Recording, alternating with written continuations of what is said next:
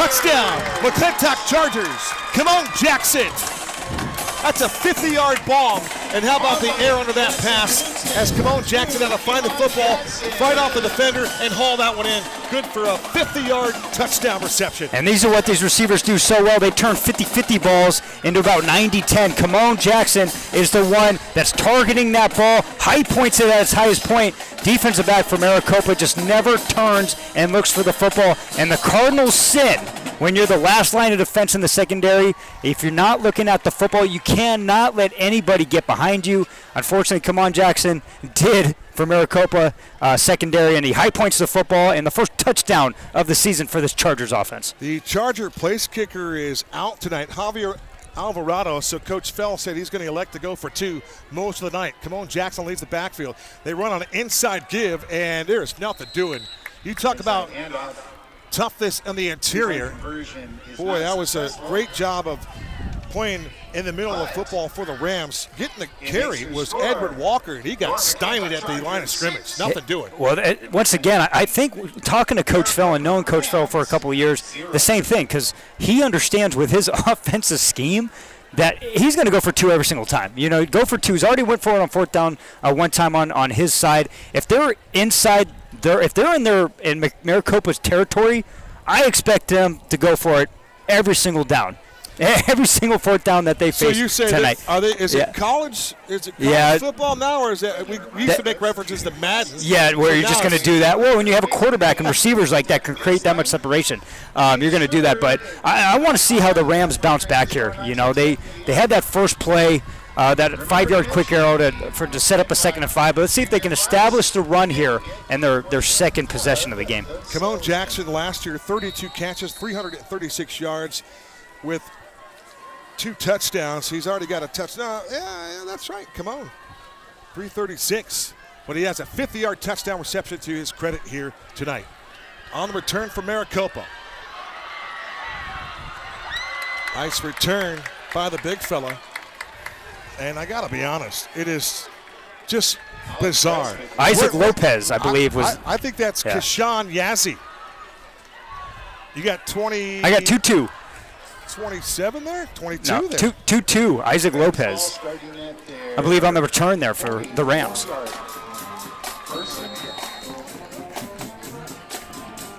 Yeah, we're going to go with that. Isaac Lopez, 22. How about that? Cody Cameron right there on it. Spotter. Hey, dealing with the elements week 1, but we're going to get it right. Now, there are challenges. Boy, just looking at tomorrow's game, Desert Mountain doesn't even have a roster out just yet. All right, back to work. 6-0. McClintock has a lead here at home. Jose Cardona Jr. back at the quarterback spot. For Cardona Jr., completed 56% of his passes a season ago, 1,850 yards on 260 attempts, 21 tutties, only 5 interceptions. So this Ram takes care of the football for Coach Rutherford. Yes, he does. And once again, talking to Coach Rutherford pregame, Kevin, 2022, that was his first year there. And he was dealing with, he was saying about half his players were ineligible at one point. You know, so just to clean that up, just to get those guys out to play on Friday nights was a challenge. That season, unfortunately, an 0-10 for the Rams. Last year, his first true, because he got kind of thrown in late in 2022. Last year, having a true offseason, got to put his staff together, having his students year-round.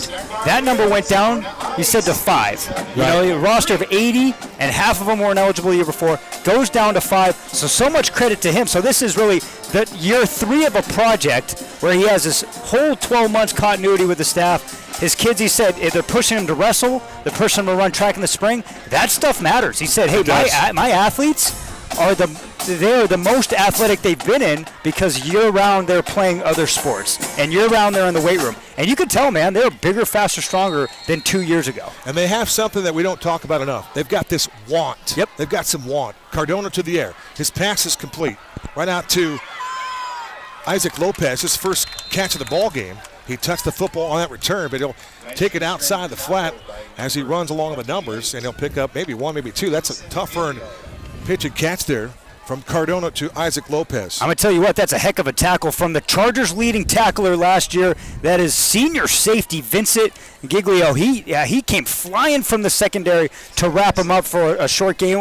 A play that looked like it could have popped for 10+. Vincent with a great tackle there, number 2-8 for the Chargers. It'll be a gain, we'll call it 2. Cardona works out of the gun. He has a tailback flank to his left and a 3 wide receiver package, make it 4. Low snap. Pass over the middle, incomplete. Was slightly behind the intended target, and a big target at that. Wearing number 16 down there is the big fella. I said that twice, the big fella, Nathan Houston. And that's not Nathan Houston, folks, because he's listed at 5'5". Now, I want to say, because once again, the Max Preps roster, not everybody puts it in. I'm going to go Jalen Morris, who doesn't have a height and weight, but he's got receiver next to him. I don't mind the play call. He's finding the soft spot in the zone there. Just couldn't connect there on second down. Hey, one other quick note on Giglio. 104 tackles last year. With that tackle here, he's got 105 the last 2 seasons. Pass thrown over the middle is in and out of the breadbasket of the wide receiver. Boy, that ball was thrown right out of the middle. And Cardona had a lot of mustard on that pass, but unfortunately, Maximus Gambino couldn't haul it in. Yeah, good timing, too, and the route was ran right at the sticks. Just didn't look the ball in. You know, I like the concept, too. Come on, trips bunch towards the field set. Kind of confused the defensive back's eyes off the snap. Just poorly executed. Wasn't executed at all. But Chargers defense back-to-back possessions here, forcing a punt. The stick route right over the middle, and that ball was delivered on time. He just couldn't haul it in. So that'll bring up a 4th down, and it's 4th, and we'll call it 7 from the 47-yard line. Low snap. Cardona fields it, and he'll put that one back up in the air. Over towards Kimon Jackson, fields it at the 20. Looking for a blocker. Turns the outside. Oh, there's a huge block at the 20. Down the sideline 30, 35, 40. And he's going to be bumped out of bounds around the 48-yard line. That's a hard hit on a special teams play. Laying the lick for the Maricopa Rams was Clayton Neal. Penalty marker thrown back around the 25-yard line. Looked to be a crackback there. Yeah, we got 2 block in the backside on the return, but come on, Jackson. Once again, we saw Khalil Bender on the opening kickoff, the speed around the corner. Same thing with Jackson. I mean, you can kind of tell that those receivers for the Chargers, that extra gear, nobody else has on the field. When they just kick it into gear, that second gear, and it's so explosive, they get around the corner, no one's catching them. So I want to see how Coach Fell and this McClintock offense utilizes those guys, not just on some of the routes. We've already seen the deep bomb to Kimon Jackson, but utilizing space in either a formation or some of the route combinations throughout the game, because that's where they are ultra deadly. Without a doubt. You talk about danger zone. You do not want to.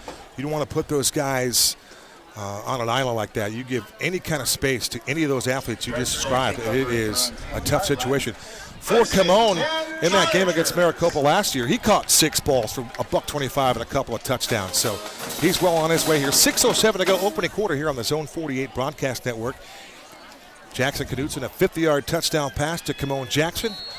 Point after try on the 2-point try was denied on the Edward Walker run. So Knutson begins this drive from his own 10-yard line. Snap back, it's a handoff up the middle, and not a lot of room to roam there. One thing we've seen here in the early stages, that defensive front for the Rams have been very active at the snap of the football. At the point of the contact, they're getting after it, Cody. I was going to say, they're stout, man. They have been stout. And now with that, the Chargers are having about 4 or 5 yards play, and that's their running backs just moving their feet through contact. But, yes, very stout in front 7. Empty set for Knutson. Slides up in that pocket, rifles a pass over the middle of the field. The ball's caught by Scroggins. Makes a move at the 45. Picks up a block inside Ram territory. Penalty marker back where Knutson threw the football.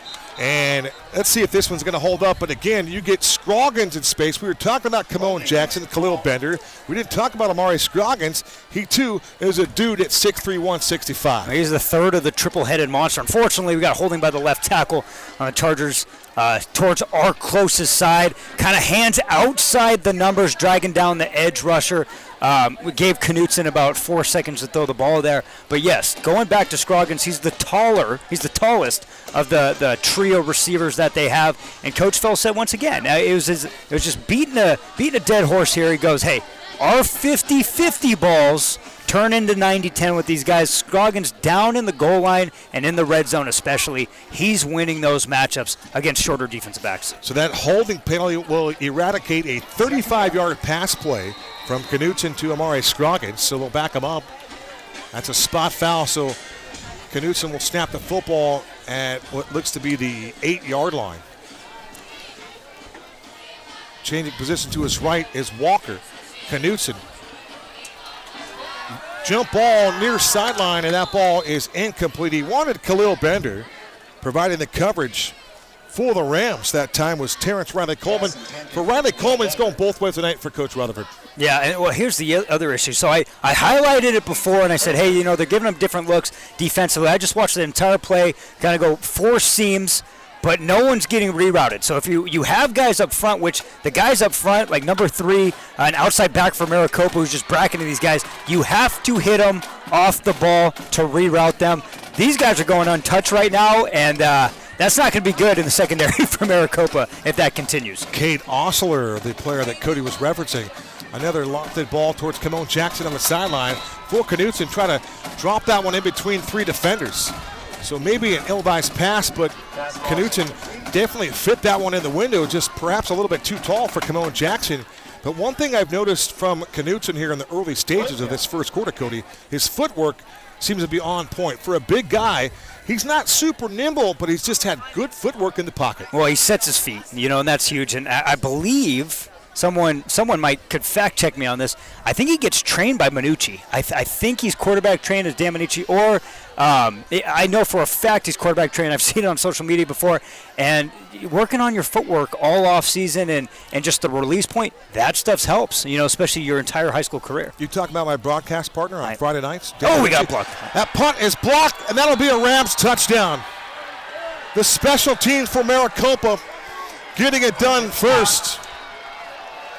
Derek Day, double D, recovers the block punt in the end zone for 6 points for the Maricopa Rams. Yeah, it just seemed like McClintock kind of rushed that snap. I saw the play clock going down. We got 3 Rams. We're going to get a highlight over here. 3 Rams all around it, and Derek Day jumps on it right before it goes out of the end zone for the first touchdown of the season for the Maricopa Rams, coming on special teams, getting it done here. You were talking about Caden Osler on the play before that. He was very much involved in that block punt as well. So now the Rams with a chance to take the lead here with 4:59 to go in the opening 12. It's the special teams that come to the party here at McClintock High School. Cardona looks to kick out of an Osler hole. Snap back, good snap, good hold. The kick is on its way. And the Maricopa Rams have a 1-point lead here inside 5 minutes to go in this opening quarter. It's 7-6.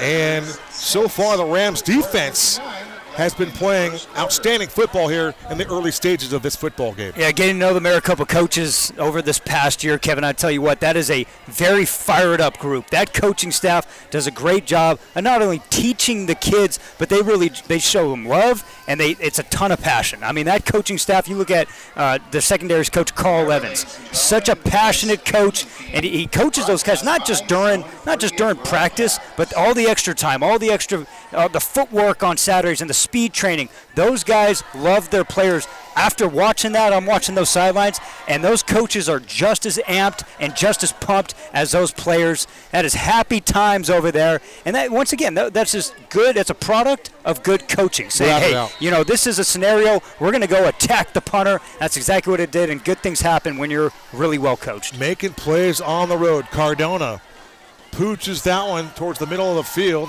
and taking it on a hop is Khalil Bender. As he turns it upfield, there's nothing but white shirts right there waiting to stand him up. Good special teams effort by the Maricopa Rams. And we've talked about the offense from McClintock, and they deserve the praise. All those kids are, have the aspirations to play at another level. The only one that has an offer right now is Khalil Bender. U of A has made that offer, but the offense now would like to get on track here and start to pick up some consistency here with the football. Yeah, and I think the rest of them are all going to have opportunity for really good film.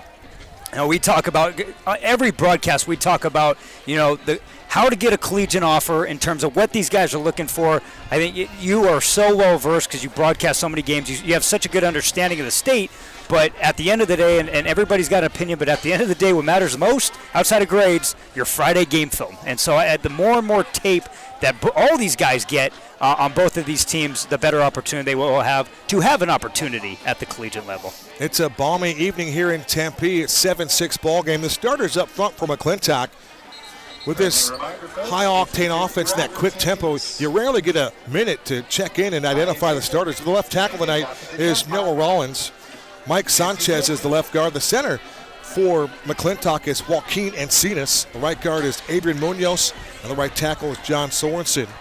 We mentioned the skill guys, Jackson Knutson at quarterback. Kamar Hawkins, Edward Walker will share the tailback duties for Micah Fell. Khalil Bender is in the X spot. The Y, Zay Viney, he's got a catch to his credit. All right, first and 10 McClintock from their own 30-yard line. They go out to Scroggins on that wide receiver screen, and he slips through the first would-be tackler, and he'll take it out across the 35-yard line. A quick pitch and catch there, but an easy play, but builds a little confidence on first down. Well, I talked about working in space, and so we've already seen a couple of those quick bubbles that just stock blocks on the outside. What they're setting up, though, is what we call log or rock now, left or right now, where you fake that bubble and go deep shot. Walker leaves the backfield. They go to Kamon Jackson at the top of your screen. He makes the catch, and he's dropped immediately. Osler there with some help from some friends, but a lot of white shirts all over that play, including John Rose. Well, you got 2 threes out there, and that's what we're trying to. We actually have 3. We got 3 threes on our roster. So wow. John Rose, Malaria, whoever it was, that is a heck of a tackle because he sheds the stock block and sticks the bubble. That is a great tackle from one of the 3 threes on the Maricopa roster. Well, there's only 1 3 that's playing, so we just got to identify that. This will be Knutson on the quarterback keep, and he gets blasted at the, we'll call it the 42, spun out of that tackle and picked up first down yardage.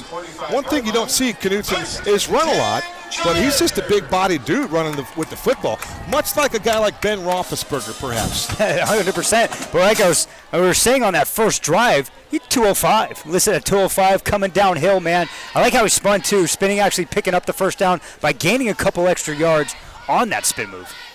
He's got a stack on the slot to his right and a 4 wide receiver package. Kamon Jackson to the bottom of your screen. Knutson back to throw. He's going to tuck it and run. He's at the 50, and he gets upended there. Well, what a tackle there by Clayton Neal in space. Penalty marker comes flying in again, but Knutson decided to take what the defense will give him. In this case, nothing doing. And how about that secondary for Maricopa shutting down the wide receivers here for McClintock? Yeah, Clayton Neal is really, really good. Coach Rutherford was telling me he probably had the most productive offseason of any of his players in the weight room. He added about 15 pounds of muscle and just got faster. I watched him at NAU this summer, and I told Coach, I was like, man, that kid looks awesome. Just the way he moved in space, violent football player, and he is the aggressor. Clayton Neal, in my notes, and all caps, I have Dude, that's a dude on the football field. He had 39 tackles a year ago. We're going to see it right here on game 1. He's going to double that up here this season. 7-6 ball game, 3:22 remaining. From the 35-yard line, Knutson to the air again. Lost one towards Bender. He makes the catch inside Ram territory. He's going to be short of the line to gain, but you talk about the touch of the football. What a tight spiral for Jackson Knutson, and then the footwork on the sideline by Khalil Bender. Great field awareness by Khalil Bender. It starts with the throw, leading his receiver there, but having the understanding where you are on the football field, getting both feet down, and picking up about 10 plus. Yeah, it looked like a gain of 16 yards. Shotgun snap. They put the ball in the hands of Walker. He gets the ball stripped. It's on the carpet, and the Rams come away with the football. And the one that has the rock in his hands is Clayton Neal. I don't know if he made the strip, but there was a big collision at midfield, and that ball came out. There's no question about that. That ball was jarred loose. So now it's about whether or not the discussion was the ball carrier down, Cody. I don't think he was. He was not down. It was stripped by the big sophomore, 6'2", 265. And I'm going to put my play-by-play hat on here. Here we go. Zachariah Fueva. I'm just going to go with Fueva. It's probably the wrong pronunciation, but we're trying. Zachariah, the big sophomore, big number 69, strips it. He punches it out with his right hand while shedding the block with his left. And the guy we just were highlighting, the junior linebacker, Clayton Neal, scooping it up. It's Zachariah Fuiava. Fuiava. You're right there. God. You're right there, Cody so Cameron. the Fueva just got a little Spanish in me. Fuiava, 6'2", 265, as Cody Cameron eloquently described. 3:11 to go. Missed it. From the 50-yard line, Cardona back on the field. Caleb Johnson joins him in the backfield. He's going to change sides once again. He's flanked to Cardona's left, and now the 40-second play clock will expire. It'll be a delay of game. Delay of game. That'll march the Rams back 5 yards. 7-6 our score. We'll continue to keep you up to date on that. 3:11 to go, opening quarter. A block punt touchdown for the Rams and a 50-yarder to Kamon Jackson. Deep ball, and that ball is off the fingertips. What a beautifully thrown pass by Cardona Jr. And running underneath that one was Terrence Riley Coleman. Just couldn't quite haul that one in right off the fingertips, but what a pretty pass by Cardona. I'm going to tell you right now, I know it wasn't completed, but we were talking about Knutson's footwork, the load up, just the spiral, the snap on the arm, and just effortless, about 40 yards in the air. That was a heck of a throw. I was impressed up here by Cardona, and he led him. If you're going to miss there, you miss deep, and he led him perfectly, hit the receiver in his hands, maybe just an inch away, but I love that throw by Cardona. If you could say that miss was a win, that's what happened. Cardona, a waist-high snap, goes to the outside again on a wide receiver screen, and he can't complete the pass to Jonathan Dempick. Ball's incomplete. That'll bring up a third down. They need the 40-yard line to move the chains. It'll be third down and 15 for the 45 of the Rams. In a 7-6 ball game with 3:01 remaining in our opening quarter. Game number 1 of our 9-game slate on the Zone 48 broadcast network. Yeah, that was a great play by junior outside linebacker J.J. Flakes. He's the force flat defender. Doesn't give away at all. Just T-steps and drives and disrupts that quick bubble. Giovanni Foné at the top of your screen. Snap back to Cardona. Rolls to the far side. Picks up a block on the edge. And he's just going to keep the football, and he's going to be run out of bounds right at midfield. Boy, meeting Cardona at midfield was Ruben Palmerin, the linebacker. 5'7", 145, picks up an unassisted tackle as he bumps out Cardona at the 50-yard line. That'll force a fourth down. That's a great job by the Chargers outside backers and secondary players. You know, when a quarterback rolls out like that, a lot of high school defensive backs, what do they love to do? They love to detach themselves from the receiver and giving up free passing lanes because they want to come up and try to make a play. That's not the right thing to do. You stay hip pocket. That's exactly what they did. Let their force outside linebackers who have the flat come up and make the play, forcing a punt. So from the Rams' 49-yard line, it'll be Cardona once again. Back deep is Kamon Jackson and Khalil Bender. And it's a low line drive punt that's going to go inside the 20-yard line. And you talk about flipping the field, Cody. The Maricopa Rams have come to play here on this Thursday night. How about special teams? I'm giving that a big A+, especially with the block punt for a touchdown. They have forced 2 turnovers defensively. They have done everything right. Offensively, they kind of sputtered. But I think if they can, catch a couple of these passes, they've had 3 drop passes here in the first quarter. I think things are looking up. But special teams-wise, big A+, flipping the field, the block punt for a touchdown. They're doing a really good job. Cody, oftentimes you talk about a play that was set up to set up another play, or a play that was called, and we'll see something like that later on in the ball game. But one thing that we saw about that fingertip miss by Riley Coleman is that they're going down the middle of the field. They're taking some chances. They're going to be doing that for the most of the night. Knutson gets the football back. He'll begin this drive inside his own 15-yard line. Rams showing blitz. It's a handoff, and it looks like Walker was the ball carrier, but I believe it's a jet sweep handoff. Zamarian Viney is the ball carrier. So Viney has 1 reception in this game, and now he's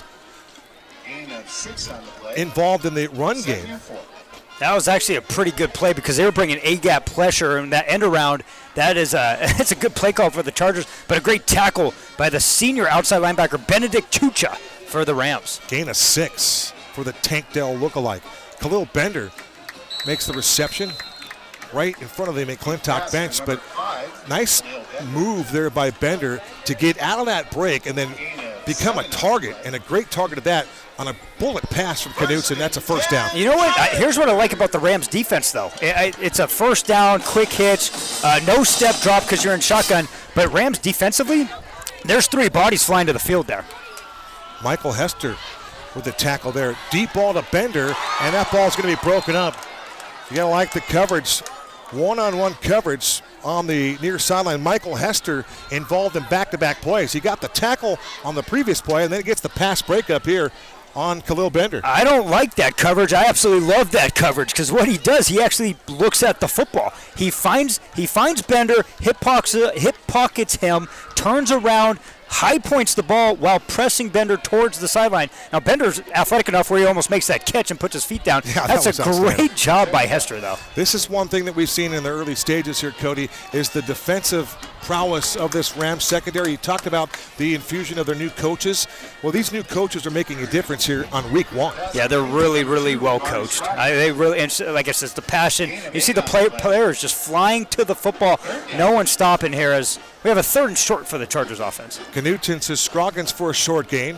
That brings up a 3rd down and 2. Rams again showing blitz. Knutson providing and asking for additional pass protection as they change the play at the line of scrimmage.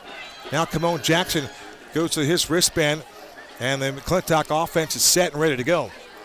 From the 36-yard line. Short drop. They go to Bender, makes a move at the 40, and they'll take on 3 tacklers and pick up first down yardage. Khalil Bender, a junior, just continues to get better and better, and we talk about his breaks out of the football. He's just remarkable, and he's got great hands. Well, 3-yard hitch, he turns 12, because the explosiveness and acceleration after the catch. The rack. Gain of 8. Knutson back to throw. Winds up, deep shot, far sideline. He's got a receiver there, and that ball is broken up. He wanted Amari Scroggins, but right there, stride for stride, was Terrence Riley-Coleman. And for TRC, he's having himself a whale of a first quarter. I'm telling you, man, this senior-led secondary here, Terrence Coleman, once again, he is looking at the ball, zone turned in hip pocket, pressing the receiver towards the sideline, and high pointing the football to go attack the ball. That's exactly what he does with the pass breakup. Nice work there.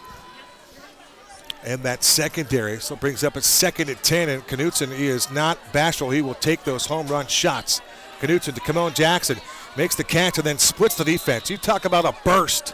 Kamon Jackson, catch and a burst of speed. He gets a quick 5 just like that. Yeah, and this is what gets defensive linemen gassed, right? You have to go sideline to sideline on these bubbles because you want to try to be active, and that's why you work out all those pursuit drills throughout the year. But all those bubbles going sideline to sideline, that gets you pretty gassed and kind of huffing and puffing now as we got to be on play 8, I believe, of this drive. 43 seconds remain in the opening quarter in a 7-6 ball game. At midfield, it's Knutson with an empty set. 5-wide receiver package from the pocket, and he rifles a pass over to Khalil Bender, and Bender this time leaves his feet and corrals that football. What a great job of catching that ball and securing the rock. I think we're, within the first quarter, Knutson's might have thrown the ball here, Kevin. I would go 15 to 16 times. Khalil Bender's got to have 5 or 6 catches there. That's a great soft spot dig where they're kind of back there, and he finds that soft spot, picks up 10. 18 seconds to go. Timeout taken by Coach Rutherford and the Maricopa Rams. Boy, if you think this has been a long first quarter, it has been because they keep airing it out. It's 7:43, and we have not finished. Kickoff was right at about 7:05 here. And this timeout right here before the quarter, that's Coach Rutherford saying, hey, our guys are gassed, and we do not want to give up a home run shot right before the quarter. 9 plays in about 1 minute and 43 seconds for this McClintock offense. But they just work, man. They work boundary. The receivers getting out of bounds every time these bubbles or quick hitches are happening. And then the field, they just go, bombs away with a lot of their trips bunch sets. We've seen 4 handoffs or 4 run plays in this first quarter. Not very many. Also, they would like to thank but very entertaining first 8. Or make it first 12 in this case with the Maricopa Rams and the McClintock Chargers. For Maricopa, they haven't been to the postseason since 2018. It's very, very early here, but you got to figure that they have a chance. Is that Chris McDonald? Is that a Chris McDonald Maricopa team? The last time that they went to the postseason was a Brandon Harris team. Okay. Year after Mac. Coach McDonald coached the Rams from 15 through 2018-19. Coach Mack, 23-18 at Maricopa. He really kind of got things going for this program. Camone Jackson, again, another bubble screen, makes the reception, and then he'll just work his way up the near sideline and kind of easily gets the McClintock Chargers another 11 yards, and that's a first down. Yeah, they're starting to really attack this boundary bubble. They have the numbers down there. They're getting the 1-for-1 or 2-for-2 stock blocks, and their star running backs, man, just getting north, picking up consistent first downs. Knutson, the 2,786 yards a year ago, was 17th in any classification in the state of Arizona. In fact, for his teammate Bender, over 1,100 yards, good for 17th in the state as well. Edward Walker is to the right of Knutson. Shotgun snap, rolls to the right, and that ball is intended for the receiver. In this case, it's Amar Baker. Baker, another one of those talented guys in that wide receiver room, but he could not hold on to that football. Clock stops with 6 seconds to go, and did I see a timeout, McClintock? Yeah, that would be an unusual timeout to take with 6 seconds to go, unless you really want to do and lay down a coaching point here. I think we got an over-under on the first quarter total number trying to hit here or something here, Kevin. It's a little odd. I think what the communication is, I was watching Knutson come off the field, it looked like he was signaling to Coach Fell that, hey, either I didn't mean it or I thought it was the second quarter already. So, well, either way, McClintock has used one timeout. Maricopa has used the other. The possibility exists that maybe the clock had run out and that we just didn't get that word here. I think you're 100% correct. We still see 0.6 of a second up on the Longines scoreboard here in Tempe. 7-6 ball game. That will conclude quarter number one. We'll take a short timeout. Second quarter action coming up next on the Zone 48 Broadcast Network. Being a State Farm good neighbor means going the extra mile for my customers. Our office treats our customers like family. This has been a family business for me in a sense for a long time. We're going to be there for you in good times and bad times. That might mean going to meet a customer somewhere to help them. That means being involved in our local community. One thing that I love about being a good neighbor in my community is giving back to local high schools and being involved in athletics. It's a family atmosphere here. This is more than a 1-800 number, and that's what I love about State Farm. I am Trey Clarkson, your local State Farm agent in Phoenix, Arizona.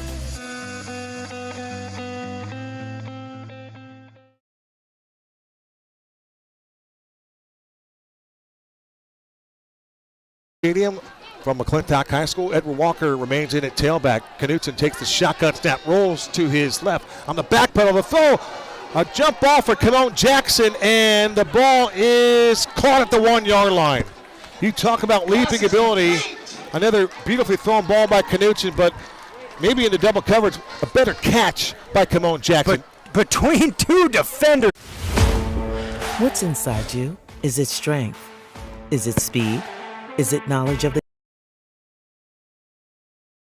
Amazing catch there by Camone Jackson. Camone is putting on a show here in the early part of this game. 1 minute into quarter number two. First and goal to go McClintock at the 1 yard line. Walker is in. Knutson has two tailbacks, one to his left, one to his right. It's going to be a read option for Knutson. Breaks a tackle at the one, and he's going to get into the end zone for McClintock Charger touchdown. Jackson Knutson on the 1 yard run on a quarterback keeper, and he's in the box. Penalty marker comes in late. It's now 12-7 McClintock. Let's see what this flag's all about. Perhaps it's a celebration penalty, Cody. I think it's post touchdown there, but Jackson Knutson read option, getting north, bodying a would-be tackler, and finding pay dirt. That is a 12-play, about 2 minute and 40-second drive for the Chargers, and they go down the field and punch it in for 6. Knutson had 2 rushing touchdowns last year. He's picked up half of that total here in the first half of his first game here as a senior. I spoke to Jackson before the ball game. He has no offers to speak of. A lot of college interest. You can imagine that for a guy of his ilk and his stature. Gets it done in the classroom, a 4-point student. So you know he's got the academic prowess to get into any institution, and now it's just finding that fit for him. They'll go for 2 with Coach Fell. Alvarado again out. He should be back next week. Snap back to Knutson, and he'll fire a slant to Amari Scroggins, and he's got the 2-point conversion. That's a 2-point conversion for the McClintock Chargers. 11:15 to go till halftime. Our new score, McClintock 14, the Maricopa Rams 7. And Jackson Knutson seems to have found his rhythm here in this second quarter. I'm so impressed with just the quick routes, right? I mean, we call it the gimme routes, 3-yard hitches, one step slant. But the thing that impresses me is the footwork off the snap from these receivers. Everything's deked. Everything is deked. Nothing is telegraphed. So Austin Scroggins right there, outside receiver. Defensive back is inside shade, and he still beats him by about a yard or 2 inside by great footwork, utilizing his frame, getting inside and getting just a perfect route there to let himself get inside there and convert on that 2-point conversion. And Cody, the accuracy of the pass right at the top of the 2. That's just outstanding. Probably been worked on 1,000 times in the offseason with these guys. Call it the chemistry. Chemistry with the receiving core. Jackson Knutson has a pretty special senior class here and a ton of offensive weapons for the Chargers. Well, we're going to see, and we saw the season debut and career debuts of these guys last year, but this is going to be a special year for this McClintock Charger team if they can stay healthy. We've seen enough plays out of the defense. They're only going to get better. This is week number 1. It is week 1. Last week was 0 week. And week 2 for the 2A, 3A, and 1A football, Arizona high school football. 0 week. We were talking about the Rams last time they had their ticket punch in the postseason was 2018 for McClintock. They had a playoff win. We'll just get back to live action. This is Deuces on the return for Maricopa. And he's free, up the middle, kicker to beat, and that'll be Kamon Jackson on the open field tackle for Maricopa. And getting free was Isaac Lopez. Penalty marker on the play. Kamon Jackson saves the day. It was special teams again for the Rams making a play. Yeah, Isaac Lopez is a 2-way player for the Rams. That's the second kickoff return where he just busted loose, found a crease in the middle. Looks like it's coming back either from the hole they're blocking back. 11:07 to go, second quarter, 14-7. The McClintock Chargers have the lead. Cody, we're a long ways away from guys like Art Greathouse and Cleveland Coulter Jr. that played here at McClintock, but they've had winning ways many, many years ago, but it's a very storied program here in Tempe. Yeah, and it's just, like I said, the Tempe Unify got the complete makeover the last couple of years in facility-wise. New turf, brand new LED lights. And, what they call it, the fastest show on turf. This is probably what we're getting with this receiving core in 5A for the McClintock offense. Last postseason for McClintock, I mentioned just a moment ago, 2019 and 20, they went 7-4 under Corbin Smith. So they're looking to get back there under Micah Fell here, the former Mountain View coach. Cardona to the ground game, and there's nothing doing at all. Shooting the gap for McClintock. Making the play was Daniel Fuentes.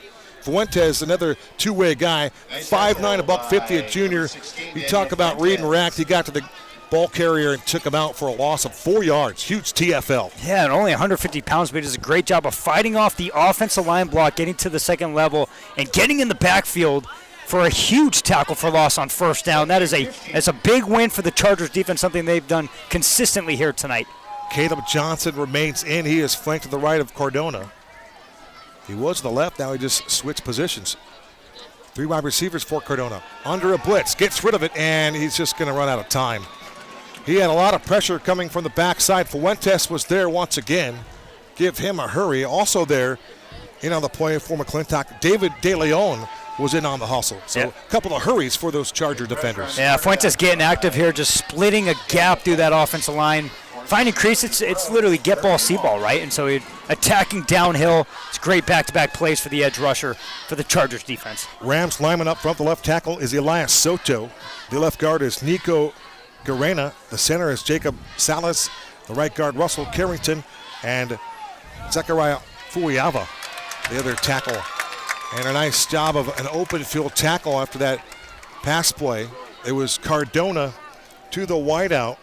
Alex Bryce with the tackle. Alex Bryce came up to make the defensive stop in the open field. That's an outstanding tackle. Yeah, he's one of their top tacklers from last year's team as well. And that's what Coach Phil told me. He said, defensively, there's a couple games where we had some guys out. We kind of felt outmatched. They bring back most of those guys, especially their top tacklers, and Alex Bryce being one of those guys, just staying on that shallow cross. They're on 3rd and long, coming up, making the play. It's a great play by a senior defensive back. Cody, we had 2 88s. You think one of those guys is 86? Dendavi Kaparis. I believe you. I'm going with you. Cardona back in punt formation. Nope, this is going to be a different punter this time. They'll go with Caleb Johnson. And up to secure the football is Khalil Bender. And for the McClintock Chargers, they'll begin this drive inside Rams territory.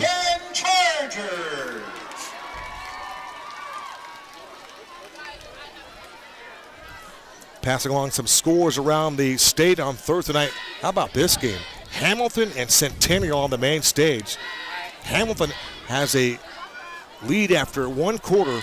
Hamilton 7, Centennial 3.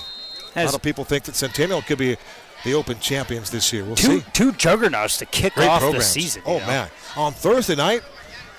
Tough to beat. Is that game televised? Televised. It is. It's not on the Zone 48, I'll tell you that, though. Is it on the marquee Yearview? matchup? I believe so. I believe that's the Yearview game of the week. All right. They usually do that on Friday night. Something's going on there. Knutson escapes the pass rush, and he's going to take off, look for a block to the edge, and that is some nimble feet for your quarterback, Jackson Knutson. He doesn't run a lot, but he's very, very capable, and if you extend plays like that, you got yourself a quarterback. How about the senior quarterback showing once again his versatility, and Coach Phil coming out there telling him, hey, it's okay to go down, but Knutson weaving his way right to the sideline, picking up about 7 on that first down. He's nimble. He's really impressed me here with his escapability out of the pocket. Gain of 7. Now they'll operate from the Rams' 43-yard line on the near hash. Walker steps up. Now he's flanked to the left of Knutson. Quick snap. Deep ball, far sideline. He wants Bender, and that time the ball's thrown out of bounds. Bender did whatever he could to try to keep his body in position to make a play on that, but that ball was just thrown out of bounds. Nice coverage there by the Rams in this case. And that's where Maricopa's doing a good job. Now, they did give up the deep bomb, the 50-plus yard touchdown. Safety was still there, though. They're having these guys back. McClintock's taking advantage sometimes of the soft spot.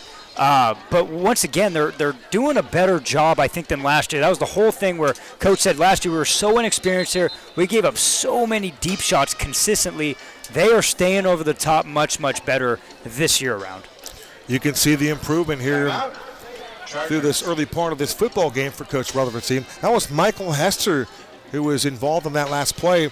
And, Cody, you might have pointed this out earlier, but when you're able to be a cornerback and use the field as part of your defensive mechanism, using that boundary to your advantage, that's what we saw right there from Michael Hester. Playing defensive back 8 million years ago, the sideline is your friend. Once the receiver either steps out of there or, the play's pretty much dead on some of those jump balls. And that's just technique, though. It's technique. It's got to be taught, and you got to rep it. You got to rep it a lot in practice and see it, obviously, when you're playing. And so game one here, them doing that. And it's easier to do, obviously, on an average receiver. These guys are not average. These are above average, very, very, very talented high school football receivers for here. And the defensive backs from Maricopa are doing a pretty good job. Boy, the times have changed. We have that many weapons. Yeah. And all I think it's the Division state. I prospects. The state of Arizona has just exploded with talent. Man. Absolutely. It's really, really cool to see. Texas, Florida, California always get those big grades for those top talent around the globe. But Arizona is on the move, no doubt about it. 3rd down and 3 from the 43-yard line of Maricopa. Rams showing blitz. Here they come. And Knutson takes the snap, loads up, deep shot, has Bender there. He's all by himself, and he'll fly underneath that one and make the catch for a McClintock Charger touchdown. Khalil Bender, 43-yard strike from Jackson Knutson. Second TD pass of the night for Jackson Knutson. Yeah, Knutson shows his escapability, eludes one would-be tackler, and throws the home run shot. Look at we have a great shot of here on the sideline. Look at tracking the football. Cleo Bender comes down on it, and full extension in the back of the end zone for the Chargers touchdown. What a pitch and catch from the senior quarterback to the class of 2026 wide receiver. What a pass play, and I gotta say, it's like clockwork. It's rudimentary for this cinematographer. Joey Mascal able to pick that ball off with that camera on such a highly thrown ball. That one was lost in the night sky. And when it dropped in the welcome arms of a diving Khalil Bender. What an acrobatic catch for the young man that has an offer from the University of Arizona, Khalil Bender. We're going to get another look out here, and it's just unblocked pressure coming from the boundary. I love the scheme. I love the play call by the defense coordinator, one of your best outside linebackers with the free shot. But how about the vision of Jackson Knutson to sniff that out, sidestep, elude it, and then throw an accurate deep bomb, a rainbow shot. And God, I'm just watching that on our monitor, Kevin. It's an unbelievable shot by our cameraman. And dare I say, a clip of the season nominee this early? Look at that. Just gorgeous. But Khalil Bender having to track that down, like you said, in the pitch dark night sky. What a play from the Chargers offense. Now we'll wait after the timeout as McClintock will elect to go for two. Once again, just a reminder, if you joined us late, Javier Alvarado, the place kicker for the McClintock Chargers, had surgery on his knee during the offseason, coming out for an ACL. So they think he'll get him back in the next couple of weeks. But tonight, no kicker. But Jackson Knutson, some pretty good blitz pickup in the interior there by McClintock, but it was Knutson who made the play by escaping that pass rush and then loading up for that deep ball. What a circus play. Knutson back to the air again, going for two, and this time he wants Scroggins, and it's broken up. Well, that's a heck of a defensive play. It looks like it was TRC once again. Terrence Riley Coleman, have yourself a Thursday night TRC, a little PBU right there on the pass breakup. Yeah, that was really impressive because Scroggins was kind of going on. We call that, everybody's got different jargon for it. You got Zot motion, orbit motion, but he motions. He doesn't go all the way across formation. He stops behind another receiver, causing a natural pick play. And when a quarterback's rolling that way, the quick arrow, it's so hard to cover because you're going against the grain if you're following him in cover zero. And he did and made the play. That is a heck of a play. I know that's a ton of jargon, a lot of inside info there. But that's a heck of a defensive play by your man, Terrence Coleman, the senior defensive back for the Rams. But let's be honest, you talk about the ease of that play when you get that natural rub. I mean, Scroggins selling out, goes in, cuts out hard, going out, and then he's there to make the play. It's a great route, great scheme offensively, but a better defensive play by TRC and the Rams and what they did. You know what I call that? I call it PTSD because that was the hardest route to cover back in my day, man. So that's a heck of a play by the Rams. But great job by the Chargers offense, man. 20-7 here in midway through the second quarter. Nice job, Cody. I was just getting ready to say, inside 9 to go, it's 20-7. Jackson Knutson, a pair of touchdown passes, one to Kamon Jackson and one to Khalil Bender. A low line drive kick taken there by the Rams at the 21-yard line. And on the return is Isaac Lopez, again with some open real estate. As he runs along the far hash marks, he'll take the ball out across the 45-yard line, and that's where Jose Cardona Jr. and his Maricopa Rams offense will get back on the football field, trailing by a score of 20-7. That's three really impressive returns from the senior two-way star for the Rams, Isaac Lopez. At what point I would probably just not kick him the ball because he's averaging about 30 every kick return, but now here for the Rams offense, got to get something done. The only points on the board are coming from your special teams. I've really liked the arm strength for Cardona. Need some receivers to make some plays for him here on this drive. In at tailback is Jonathan Dempick. He's to the left of Cardona. Dempick gets the call here, and he's trying to find some room to run and a little stutter step behind that line and really nothing to do. And now we got some extracurricular activity going on at the 45-yard line, and there's going to be a penalty thrown on that play. So the marker came flying out. So the referee spotted the foul immediately. And trying to get his faculties about him is Jonathan Dempick. Dempick 233 yards last year on 70 carries. Got in the box one time. So we'll sort out this penalty. A typical warm Thursday night to begin this season.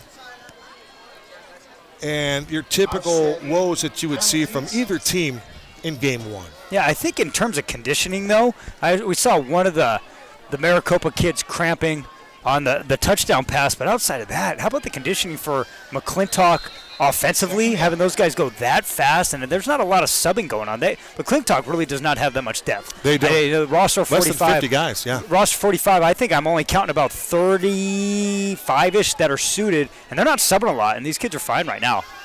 The Rams have over 125 guys on their roster. Cardona to the air. Quick pass, bubble screen, sets it up outside, and they go to Lopez, and Lopez works up along the far boundary, and he'll pick up about 7 or 8 yards before he's knocked to the turf by the McClintock Chargers.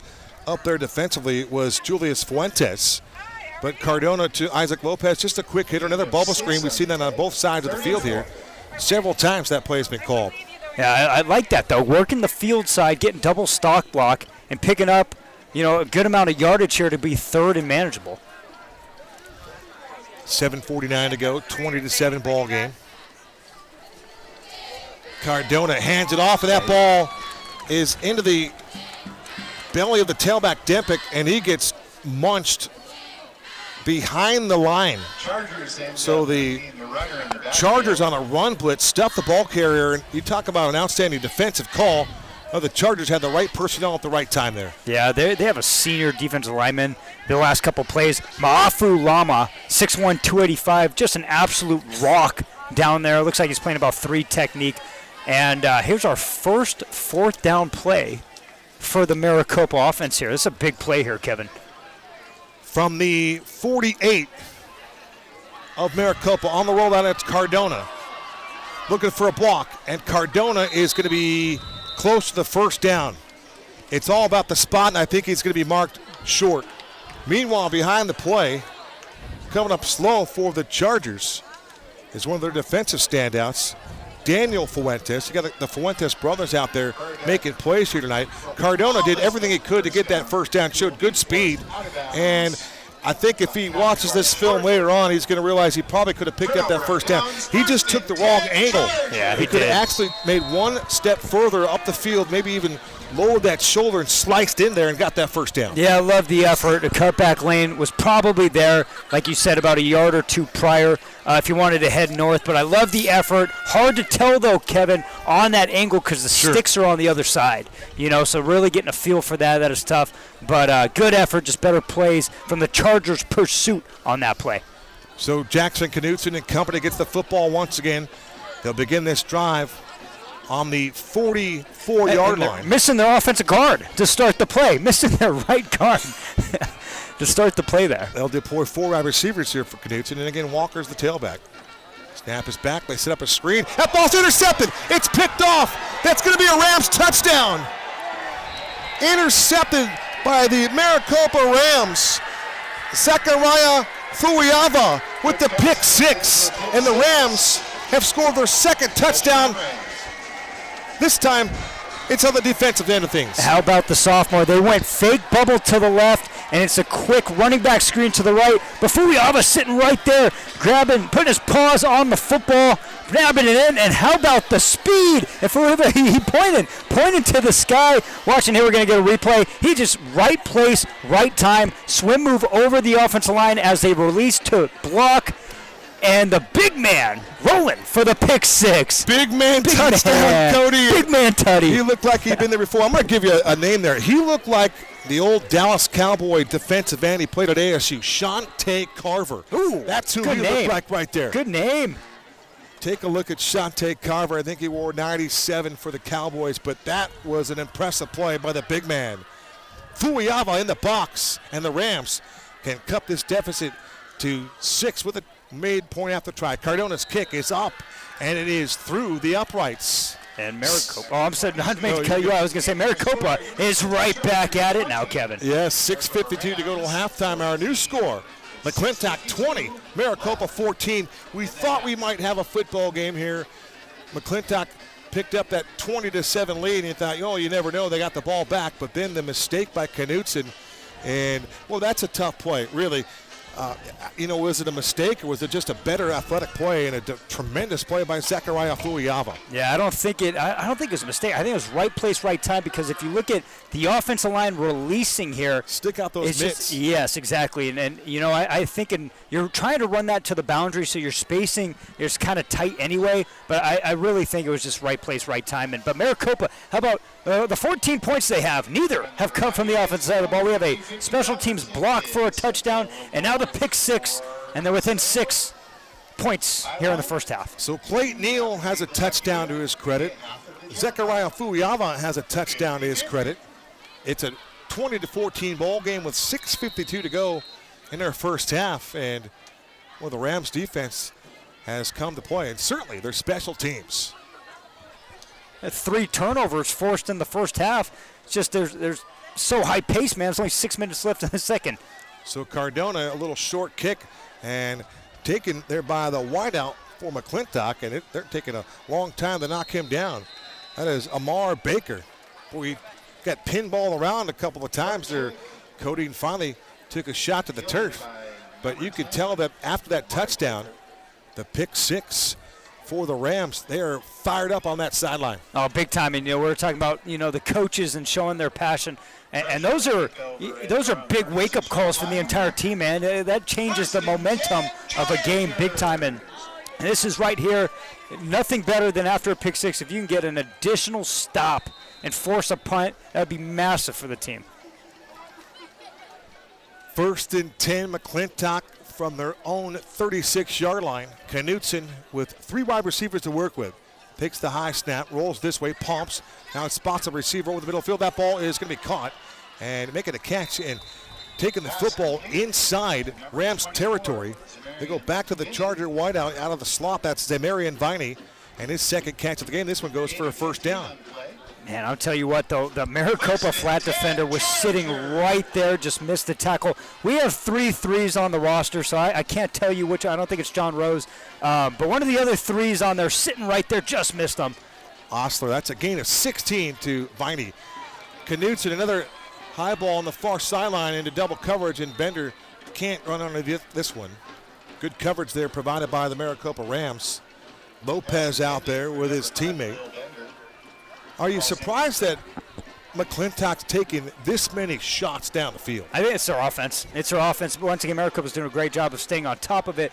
And honestly, Kevin, if you got Jackson Knutson where it looks like he could throw the ball 200 yards, it's just absolutely incredible how far this man could throw. I think he easily is in the 70-yard range, and you have all those receivers. Why not? Why not, We're all about throwing the football. Like, we love the aerial stuff, but I like to mix in a handoff every now and then, or an RPO. Well, here you go. How about Knutson here? Boy, he's just weaving his way down the football field.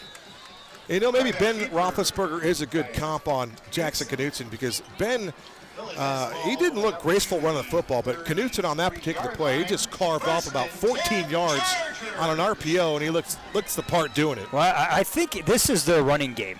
This is their north to south game, and where you talk about, first down outside zone, they're just going to run a bubble or hitch scheme outside of that instead of going a first down outside zone. We mentioned Knutson, just 168 yards a year ago. He's going to torch that number. There's Bender making a nice catch, and then makes a move and picks up some additional yardage. But we talk about his footwork more than one time here in this first quarter, in fact, this first half. But Khalil Bender, he's got the entire package here, and he's just a junior. Well, if you take away, the physical attributes, the speed and all that, just and look at, if you really diagnose his game, it's the separation he creates. It's the burst after the catch. It's the spacing. When you talk about high school receivers, the next step into the collegiate level is the spacing, especially with teams running zone. Khalil Bender as a junior, only a junior, has a couple Division I offers, and the reason being is he's already a next level target. I look at that is just a deep in cut. He understands the spacing from the next level. So you have your secondary players crashing down. He knows where to cut it off. He knows the separation on it. He understands the spacing of the route, and that's why he is such a successful high school receiver, even as a junior. That was a gain of 11. I call that, and it's the same thing that you just said, but I call that separation by preparation. Yep. It's all about what they do, in practice all week and in film study and in the room, how they prepare for that. Cody just, once again, why he's going to be an Emmy Award-winning broadcaster is that was eloquently stated right there. 20-14 our score here, 5:46 to the break. A very entertaining first half here, and we'll try to get you an update on that Maricopa Ram that just left the ball game. Hey, how about this for the collegiate level, Kevin? A minute 30 left in the game. The Buffs of Colorado are up 31-26 over North Dakota State. Only 31-26 over an FCS powerhouse. I'm going to comment on that in a minute, but it was Zamorano for the Rams. Miguel Zamorano, their starting linebacker, looks like he had to be helped out. And it looked like a cramp initially, so hopefully we'll see Zamorano come back. All right, first down for Knutson, and he'll backpedal one and send it over to Bender, and Bender looks like a man amongst boys over there. To be able to catch that football in his hands, he looked like, and you hate to keep going back to these NFL comps, but he's the wide receiver for the Chicago Bears, and he just got traded from the San Diego Chargers. Keenan? Los Angeles Chargers. That looked like Keenan Allen right there. About, Keenan, what is Keenan, about 37, about 20 years younger. Yeah. Keenan Allen. But just smooth. the footwork. Smooth. Yeah. Smooth. Very smooth. Knutson, another shotgun snap, evades one pass rusher, steps up, spins out of a tackle, and just tries to bull rush a couple of would-be defenders. You talk about a Charger bull rushing a Ram, and Knutson has shown you his ability to throw the football, pick apart the defense. He's also shown you some toughness, and he's been very nimble running the rock. Well, they got to him that first series of the football game, and outside of that, he's escaped everything. He's done it out of the pocket or stepping up into the pocket. They're having a tough time. They're getting to him. They're just having a tough time bringing it down, just showing the escapability from the senior quarterback, Jackson Knutson. Rams representing the 5A Sonoran region. For McClintock, they represent the 5A Santan region. 6-point ball game. Knutson has the tailback to his left. That's Walker, and now we're going to get a delay of game. And Cody, whenever you see Micah Fell and the Chargers get a delay of game on the 12-yard line on a 1st and goal, that tells me they're just looking for a little more real estate to work with. Oh, 100%. I guess you backing it up. You go, hey, now our route combination, I get to expand it right. on the 1st and 15. I guess that you're looking at the pros in a negative situation. Yes. It just seems like they just want a little more real estate to work with. Knutson, they go to Bender, and that pass was too high for Bender. Pass incomplete. Khalil over 1,100 yards. Last year, 11 touchdowns. Come on, Jackson. No, it was Scroggins that had 11 touchdowns as well. Two guys that had 11 tutties. Scroggins and Bender. Not too shabby. Both guys almost went for 2,000 yards combined. In fact, you might even think that there's a possibility that Bender, Scroggins, and Kamon Jackson could all go over 1,000 yards this year. Play fake. Knutson over the middle. That ball's caught in the slot. That's going to be a McClintock Charger touchdown. That is Zamarian Viney on the receiving end of that touchdown. Catch by number 24.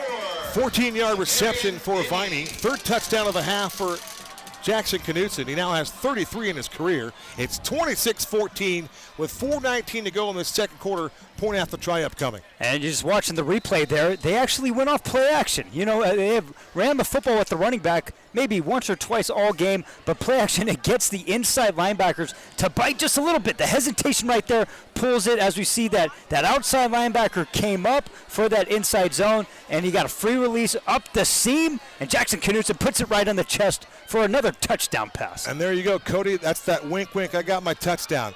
On that reverse, they go back to Kamon Jackson, and he cuts it right back up the middle of the field. He's in the box for a 2-point conversion, and that was an outstanding football play. You talk about a little razzle-dazzle and a little reverse action.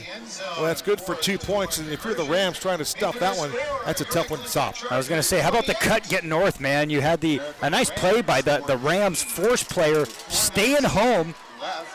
And here's Khalil Bender getting to work here right at the 6, but staying home and just a cut north there. I knew they were talented.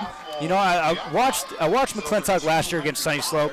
The Luke Moga Sunny Slope team, Yes. which had a lot of athletes too, a ton did. of kids that were really fast. But you could tell he was like, hey, man, this can be a good team. And talking to Coach Fell, he said, you know, I knew we had a decent team last year. Took our licks early because we were kind of young. But he goes, I knew last year that we were going to be this. It was going to be this year. He said this was going to be the year. And you see the experience on the team and just how athletic they are too. Love the design of that two-point try right there. You had Walker going out in that student body lefty wheel looking to get a toss crack. Instead, it goes back the other way. Just outstanding. And then we talked about the cutback by Camon. Sees the middle. Boy, he's gifted as well. How about that? Is that a possibility? 3 1,000-yard receivers this year for Jackson Knudsen. Very possible.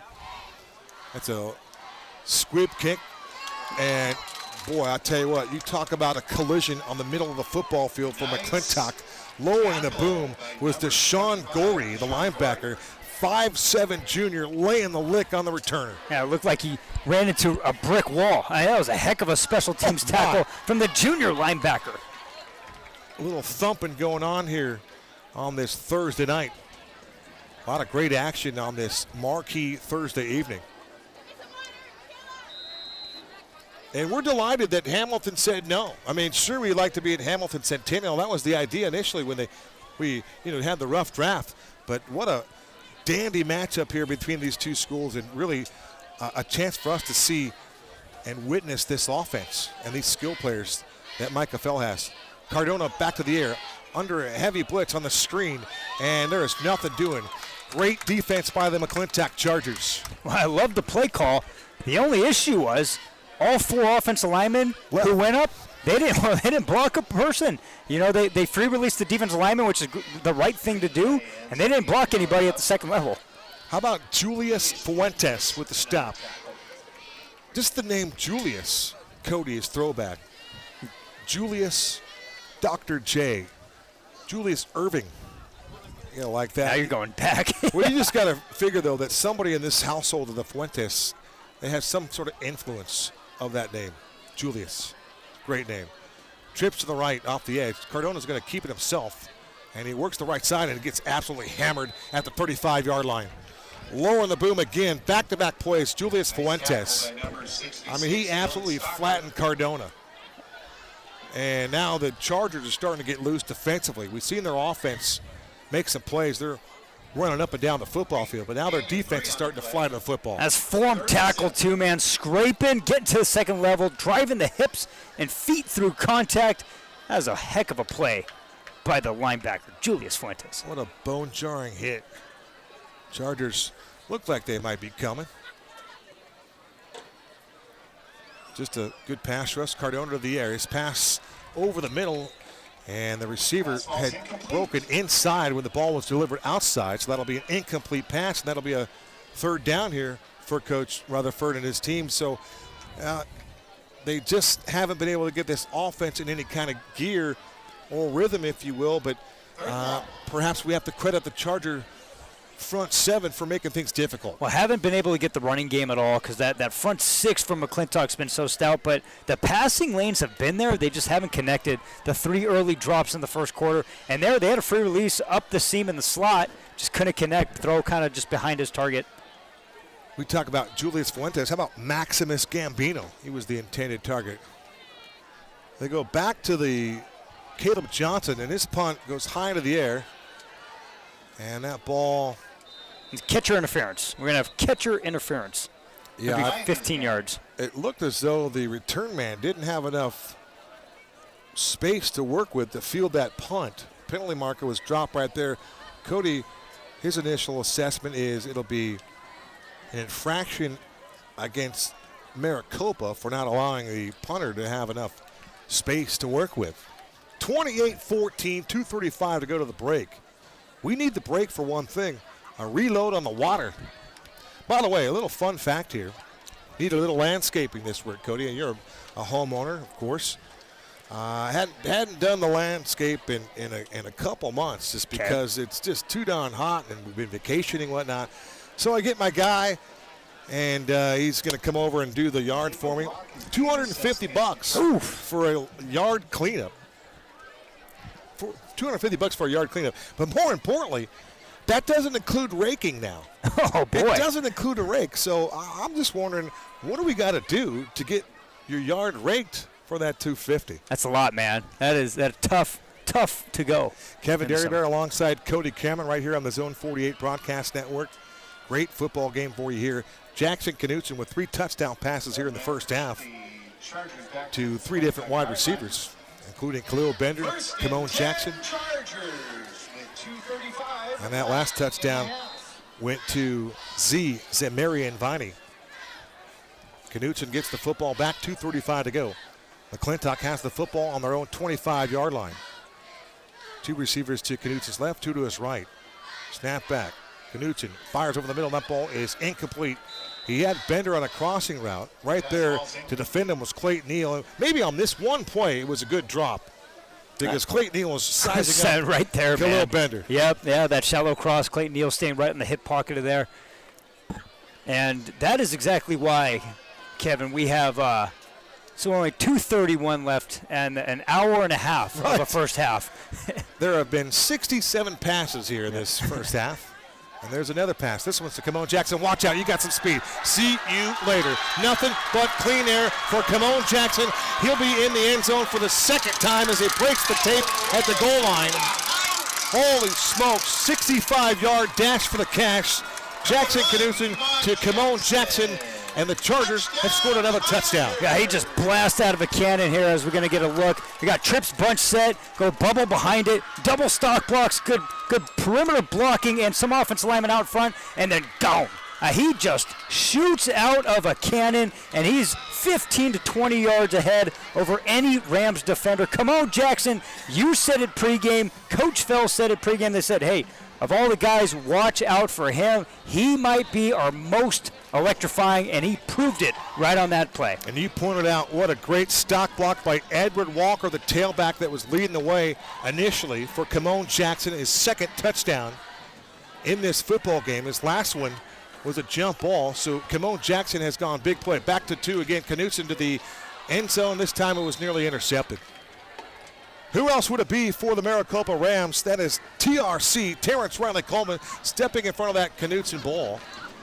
So for Kamon Jackson, on just 2 catches, he has 110 yards. Yeah, 50-yard plus on the 50-50 ball in the first quarter, and then that bubble. 2 for 115. Yeah, I love the way they set that up. Just that bunch look. You're lining him up already behind 2 would-be blockers, and you're in the boundary side doing it.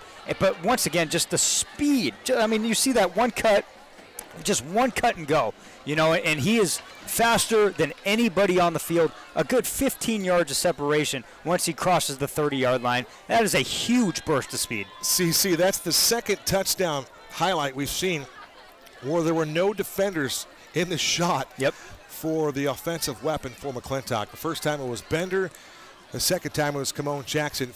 Jackson Knutson has accounted for 4 touchdowns, 3 via the air, and he has a rushing touchdown to his credit as well, accounting for 4. It's 34-14, 2:18 to go. And the Rams now are going to have to sort things out offensively. There's a muff return, and that'll be it for the return. Over there to make the stop for McClintock is Alex Bryce in special teams. Well, Coach Rutherford, they're behind the 8 ball here. Cody, what do you try to do? I would like to see them just try some semblance of a run game, maybe some RPOs with Cardona, but they need to be. They just have to somehow keep Knutson off the field if they can. Heck, they haven't played bad. Here, No. They're down by 3 scores, but they have not played bad. I like using Cardona in the run game. I think that's where they've been most effective. I think you're utilizing, and they might do it here, just utilizing the outside boundary. If they can hook the force player and him go around the corner, as we see it here a little bit, getting some of the pass game going with it. Cardona to the outside for Lopez, and Lopez gets absolutely creamed. It was the secondary hit that might have got somebody in trouble.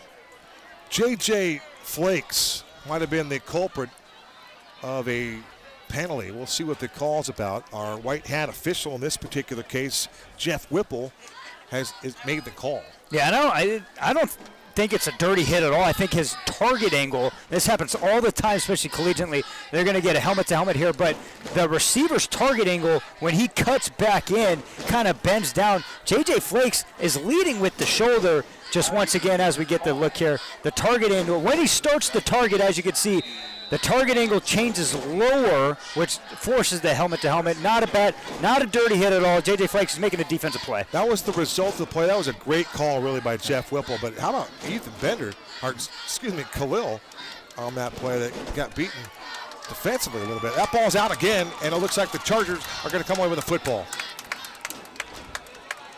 We'll see if we can't pick it up on the glasses. There's a scrum for the Rock, and they're piling guys off and peeling everybody off the pile, and it looks like McClintock is going to come away with the football. It'll be a fumble recovery for Alex Bryce if it stands. And they do.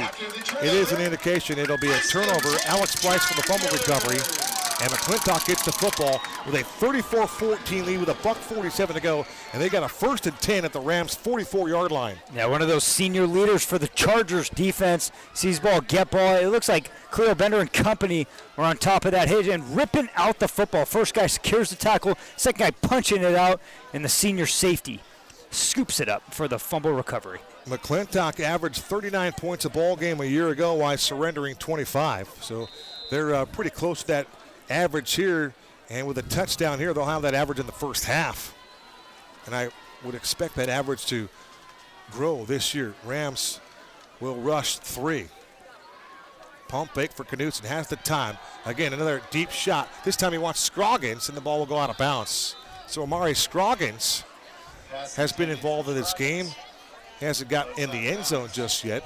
One who got to the box a year ago just 11 times. Not too bad for Amari Scroggins. You talked about his height and his leaping ability. Boy, the offensive weapons for Micah Fell here for McClintock kind of run it over a little bit. Yeah, that was that log and now. So they go trips left to the field side. They fake the bubble and have the vertical route, but that was Michael Hester staying on top of that deep route and forcing an incompletion. Michael Hester doing a nice job defensively for the Rams. He's been a playmaker all evening long. Knutson again has all kinds of time to throw. His pass over the middle again is incomplete. He wanted Scroggins on that crosser. Nothing doing for him. But for Maricopa, defensively on the coverage was Maximus Gambino, so it's good to see Niner back on the field for the Rams. Yeah, and I think that was the first errant throw that I truly have seen from Knutson. A kind of a mesh cross, just kind of threw it high and behind Scroggins there.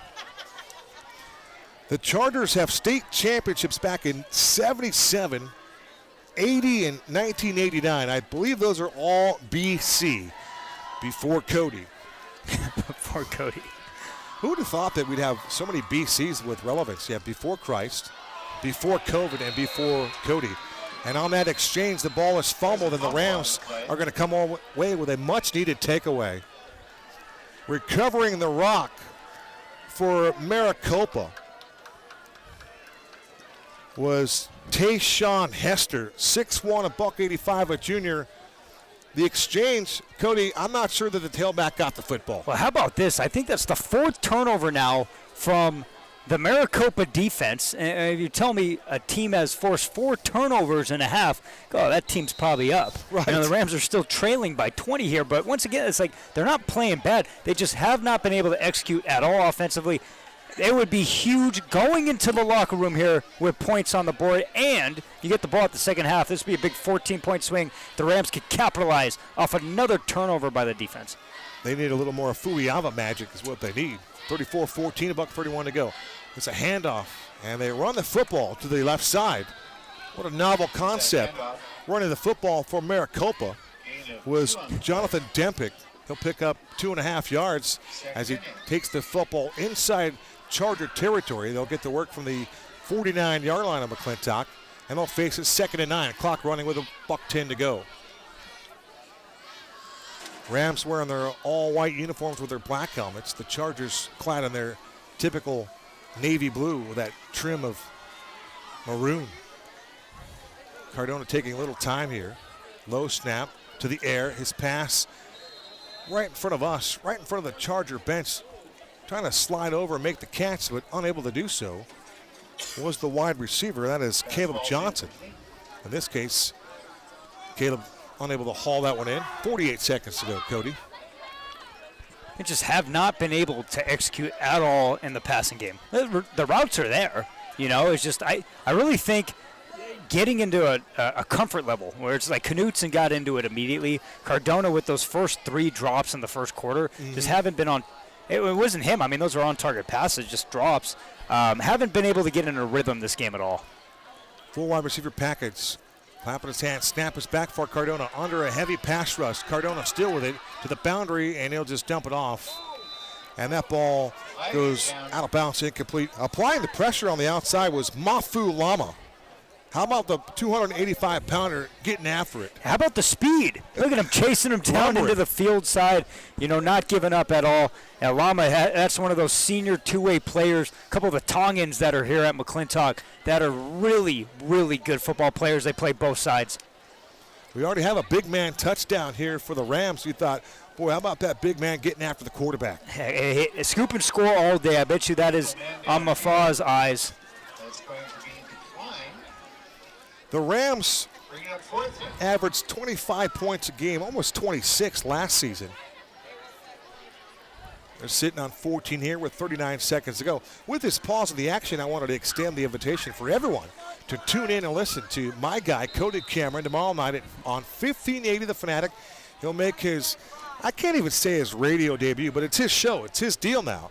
So we'll catch Cody on 1580 The Fanatic at 9:30 to 11:30, recapping all the Friday Night Lights. Cody, congratulations to you, my friend. That's a heck of a promo. I appreciate you. We're going to have you on. Talking ball. Oh, let's do it. Cardona to the air. His pass is incomplete. Khalil Bender nearly stepped in front of that pass and picked it off. The pass was intended for Maricopa wide receiver Giovanni Fone.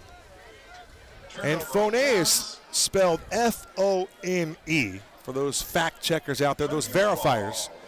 What's the pronunciation there? Is it phone or is it Fone? I like Fone. It's a little euphonic. So I watched 2 McClintock coaches just apart from the press box here.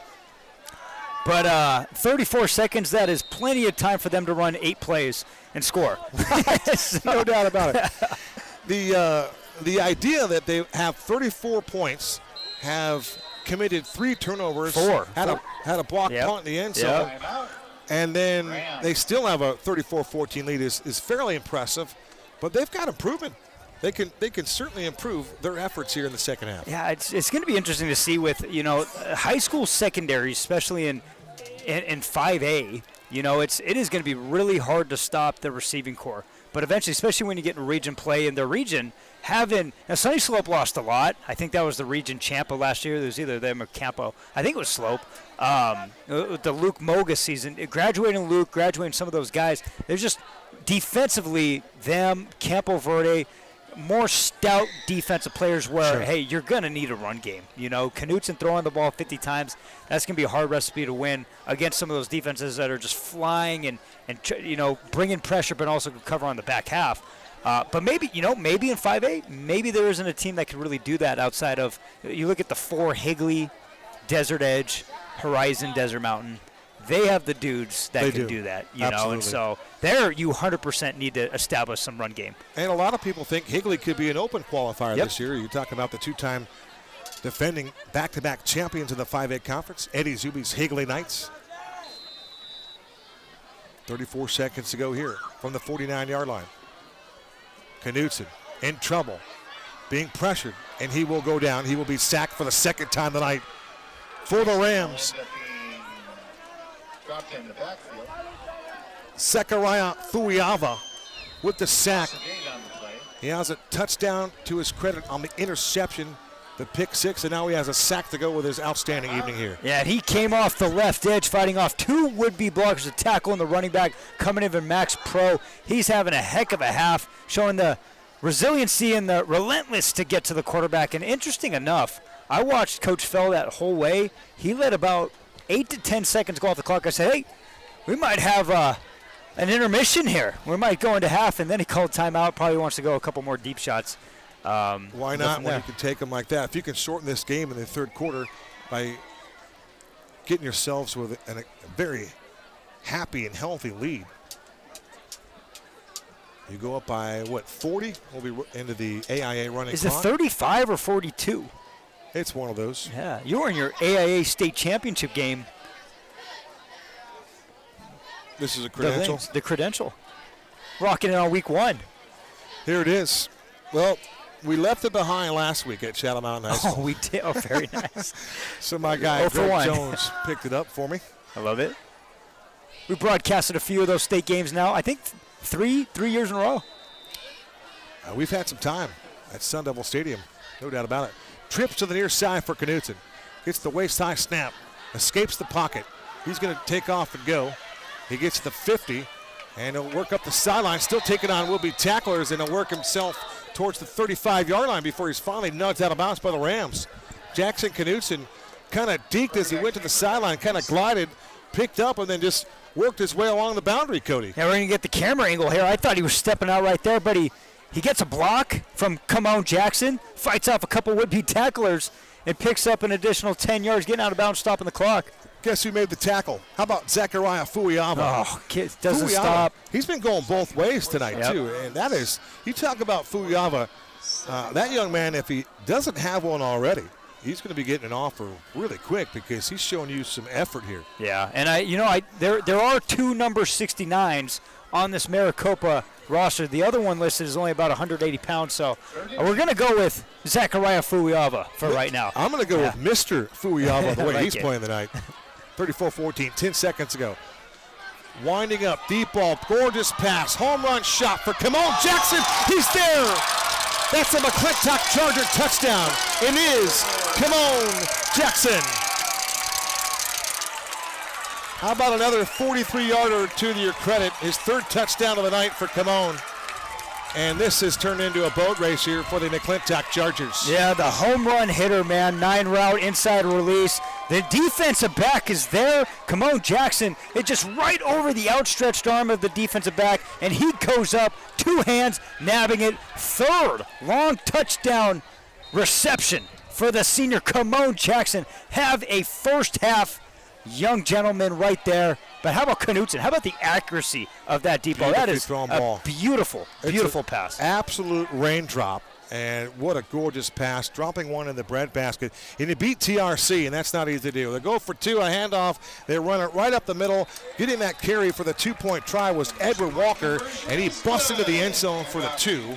With 1 second to go, it's 42-14. And let's be honest, Cody, we like to give our brethren that run these games in the operations crew credit when they run a scoreboard, but you've got to run that 1 second off the scoreboard right here, right? You've got to run that 1 second off. That's what I was thinking here, Come man. on now. We're working an hour and 45-minute first half here, but that yeah, I think Knutson, so if we're tallying it here, I need 5 total touchdowns for sure, so 4 through the air. What was the 6th? Well, he's got 3 to come on. One to Bender. Yeah. 1 to Zamarit Viney. Oh, so he's got all. He count 5. Is that 5 passing touchdowns and then the rushing touchdown he has? Right. So he's got 6 total touchdowns on the half. Look at that throw, man.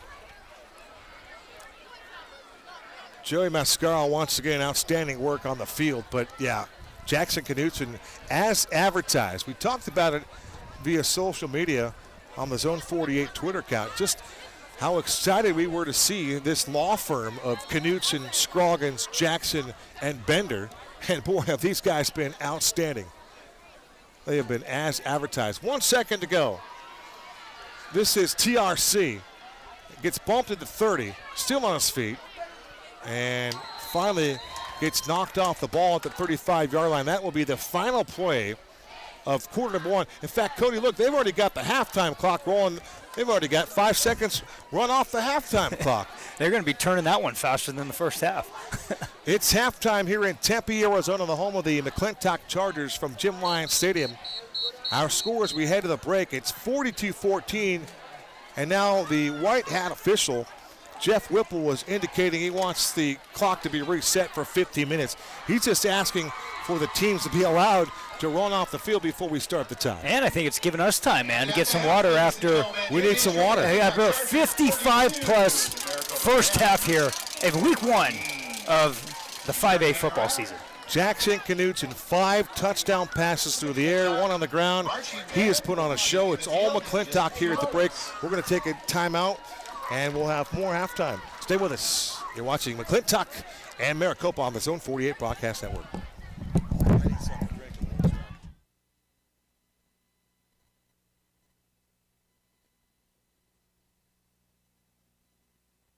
Educating our customers is so important to us because we want them to have all the knowledge on what it's going to take to protect them and their family.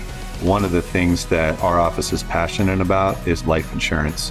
Our goal is to protect families and protect their future and protect what they've worked so hard to achieve.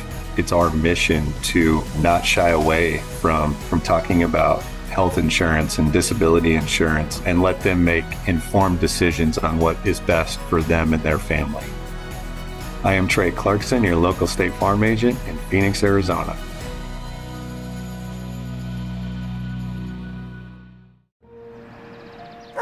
Bruno! Pup on the run? No problem.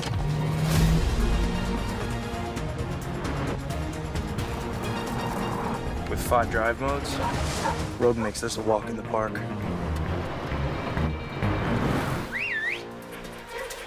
Drive the Nissan Rogue.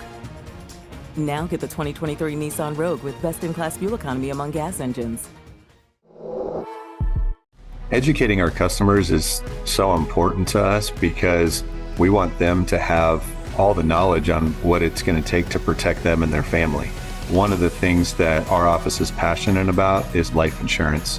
Our goal is to protect families and protect their future and protect what they've worked so hard to achieve.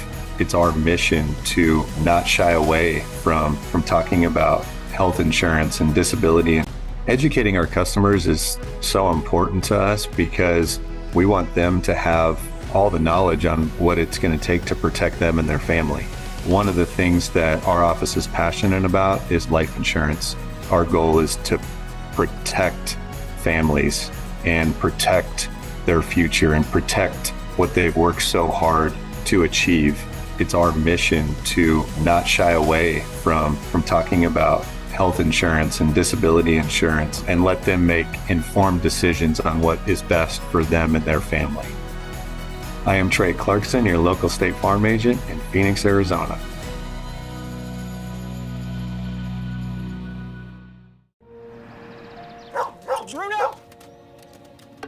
Bruno! Pup on the run? No problem.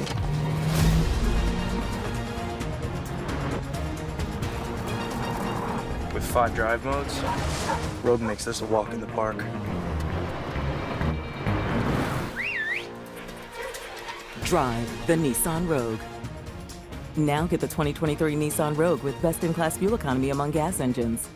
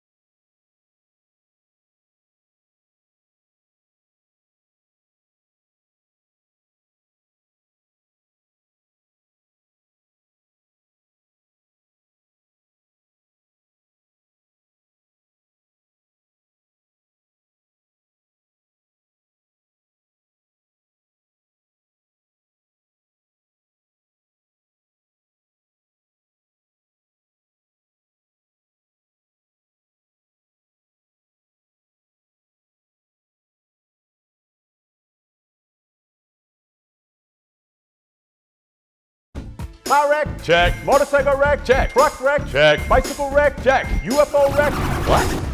In a wreck, you need a check. Call Lerner and Rowe today. Lerner and Rowe is the way to go. Call 977-1900. If this is your wreck, you need a check. If this is your wreck, you definitely need a check. Hurt in a wreck? Need a check? We're Lerner and Rowe. Make one call, that's all. One of the advantages of working with my office as opposed to just buying something online is that we're going to talk through coverages with you. We're going to talk through what every detail in the policy means, because we want you to understand the kind of coverages that you're getting. We want our customers to make an informed decision on what is best to protect them. We also want our customers to be digitally enabled, and so we will walk through with them how to use the State Farm app, how to use Drive Safe and Save, and different things that State Farm offers. And another thing that we want to do is to make sure we're offering opportunities for them to review their coverages after they sign up with State Farm, because life is always changing, and we want to make sure that you have the coverages that are going to protect you and your family long into the future. I am Trey Clarkson, your local State Farm agent in Phoenix, Arizona.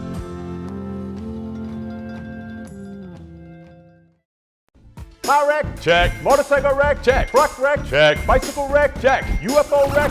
What? In a wreck? You need a check. Call Lerner and Rowe today. Lerner and Rowe is the way to go. Call 977-1900. If this is your wreck, you need a check. If this is your wreck, you definitely need a check. Hurt in a wreck? Need a check? We're Lerner and Rowe. Make one call, that's all. Lerner and Rowe is the way to go. Call 977-1900.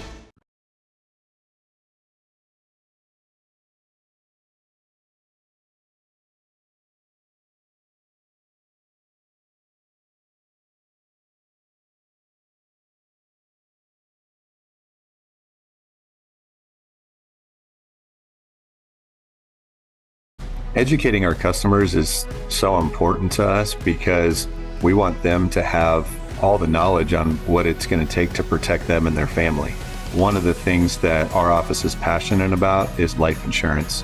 Our goal is to protect families and protect their future and protect what they've worked so hard to achieve. It's our mission to not shy away from talking about health insurance and disability insurance and let them make informed decisions on what is best for them and their family. I am Trey Clarkson, your local State Farm agent in Phoenix, Arizona.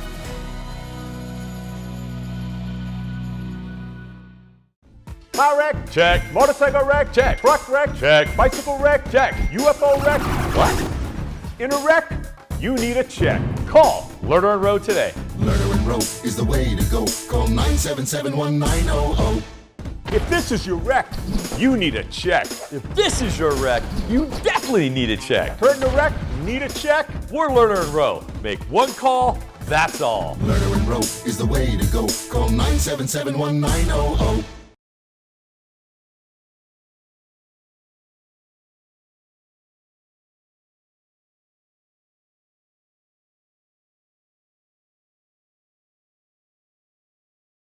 Educating our customers is so important to us because we want them to have all the knowledge on what it's going to take to protect them and their family. One of the things that our office is passionate about is life insurance. Our goal is to protect families and protect their future and protect what they've worked so hard to achieve. It's our mission to not shy away from talking about health insurance and disability insurance and let them make informed decisions on what is best for them and their family. I am Trey Clarkson, your local State Farm agent in Phoenix, Arizona.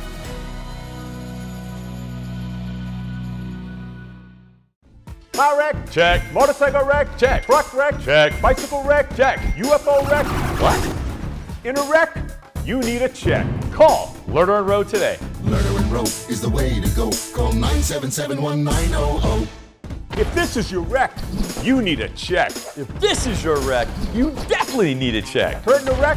Need a check? We're Lerner and Rowe. Make one call, that's all. Lerner and Rowe is the way to go. Call 977-1900.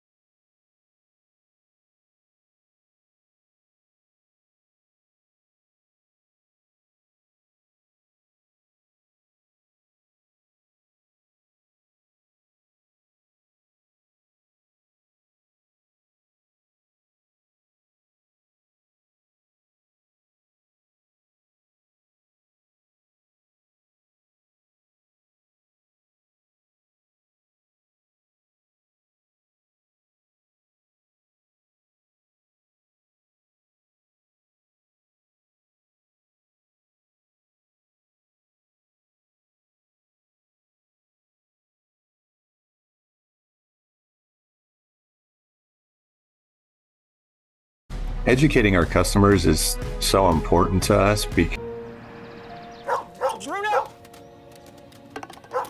Pup on the run? No problem.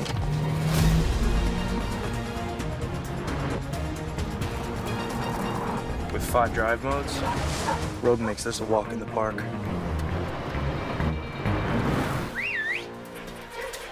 Drive the Nissan Rogue. Now get the 2023 Nissan Rogue with best-in-class fuel economy among gas engines. educating our customers is so important to us because we want them to have all the knowledge on what it's going to take to protect them and their family. One of the things that our office is passionate about is life insurance. Our goal is to protect families and protect their future and protect what they've worked so hard to achieve. It's our mission to not shy away from talking about health insurance and disability.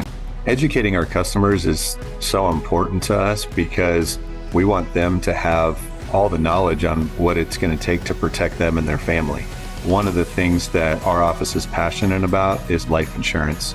Our goal is to protect families and protect their future and protect what they've worked so hard to achieve. It's our mission to not shy away from talking about health insurance and disability insurance and let them make informed decisions on what is best for them and their family. I am Trey Clarkson, your local State Farm agent in Phoenix, Arizona.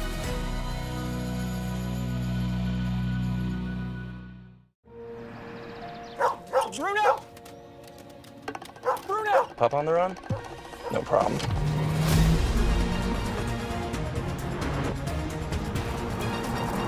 With 5 drive modes, road makes this a walk in the park. Drive the Nissan Rogue. Now get the 2023 Nissan Rogue with best-in-class fuel economy among gas engines. Car wreck? Check. Motorcycle wreck? Check. Truck wreck? Check. Bicycle wreck? Check. UFO wreck? What? In a wreck? You need a check. Call Lerner and Road today. Lerner and Road is the way to go. Call 977-1900.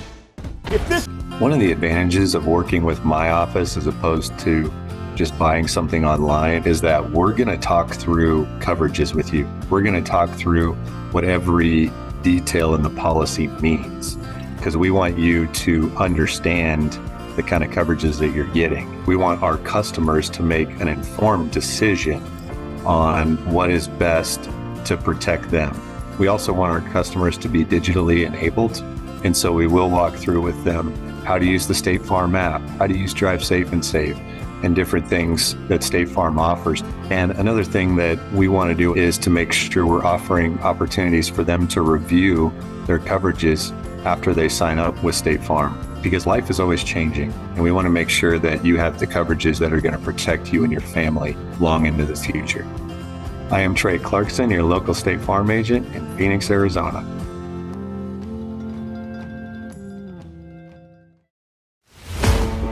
What's inside you? Is it strength? Is it speed? Is it knowledge of the game? Unlocking the greatness inside you means digging deeper, running faster, and going further than you can on your own. Banner Sports Medicine High Performance Center trains the athlete in all of us with technology, techniques, and hands-on experience customized to you. See what you're capable of by unlocking the greatness inside of you.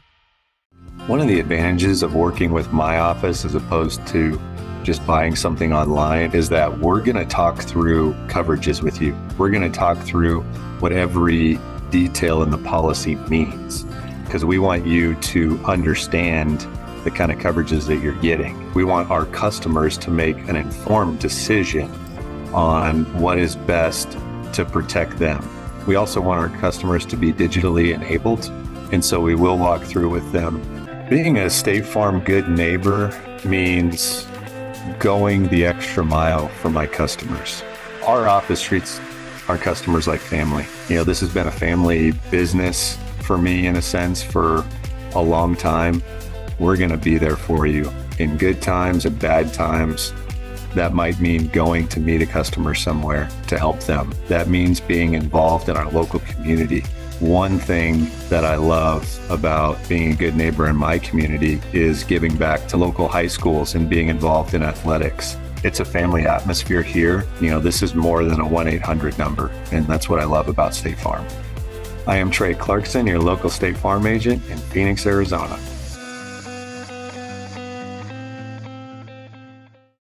One of the advantages of working with my office as opposed to just buying something online is that we're going to talk through coverages with you. We're going to talk through what every detail in the policy means, because we want you to understand the kind of coverages that you're getting. We want our customers to make an informed decision on what is best to protect them. We also want our customers to be digitally enabled, and so we will walk through with them. At first, it was just a team. Now I can't imagine my life without them. That coach changed our son, on the field and off.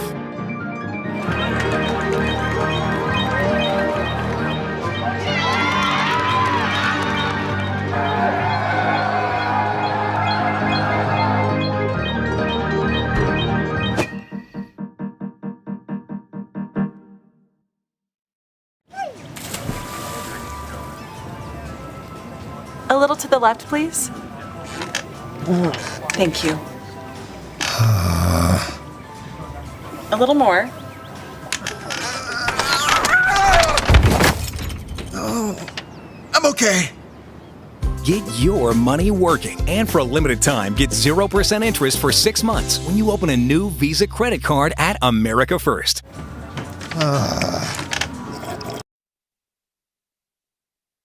Welcome you back to Jim Lyons Stadium on the campus of McClintock High School for half number 2. Kevin Derriere alongside Cody Cameron. It's 42-14, and we are underway.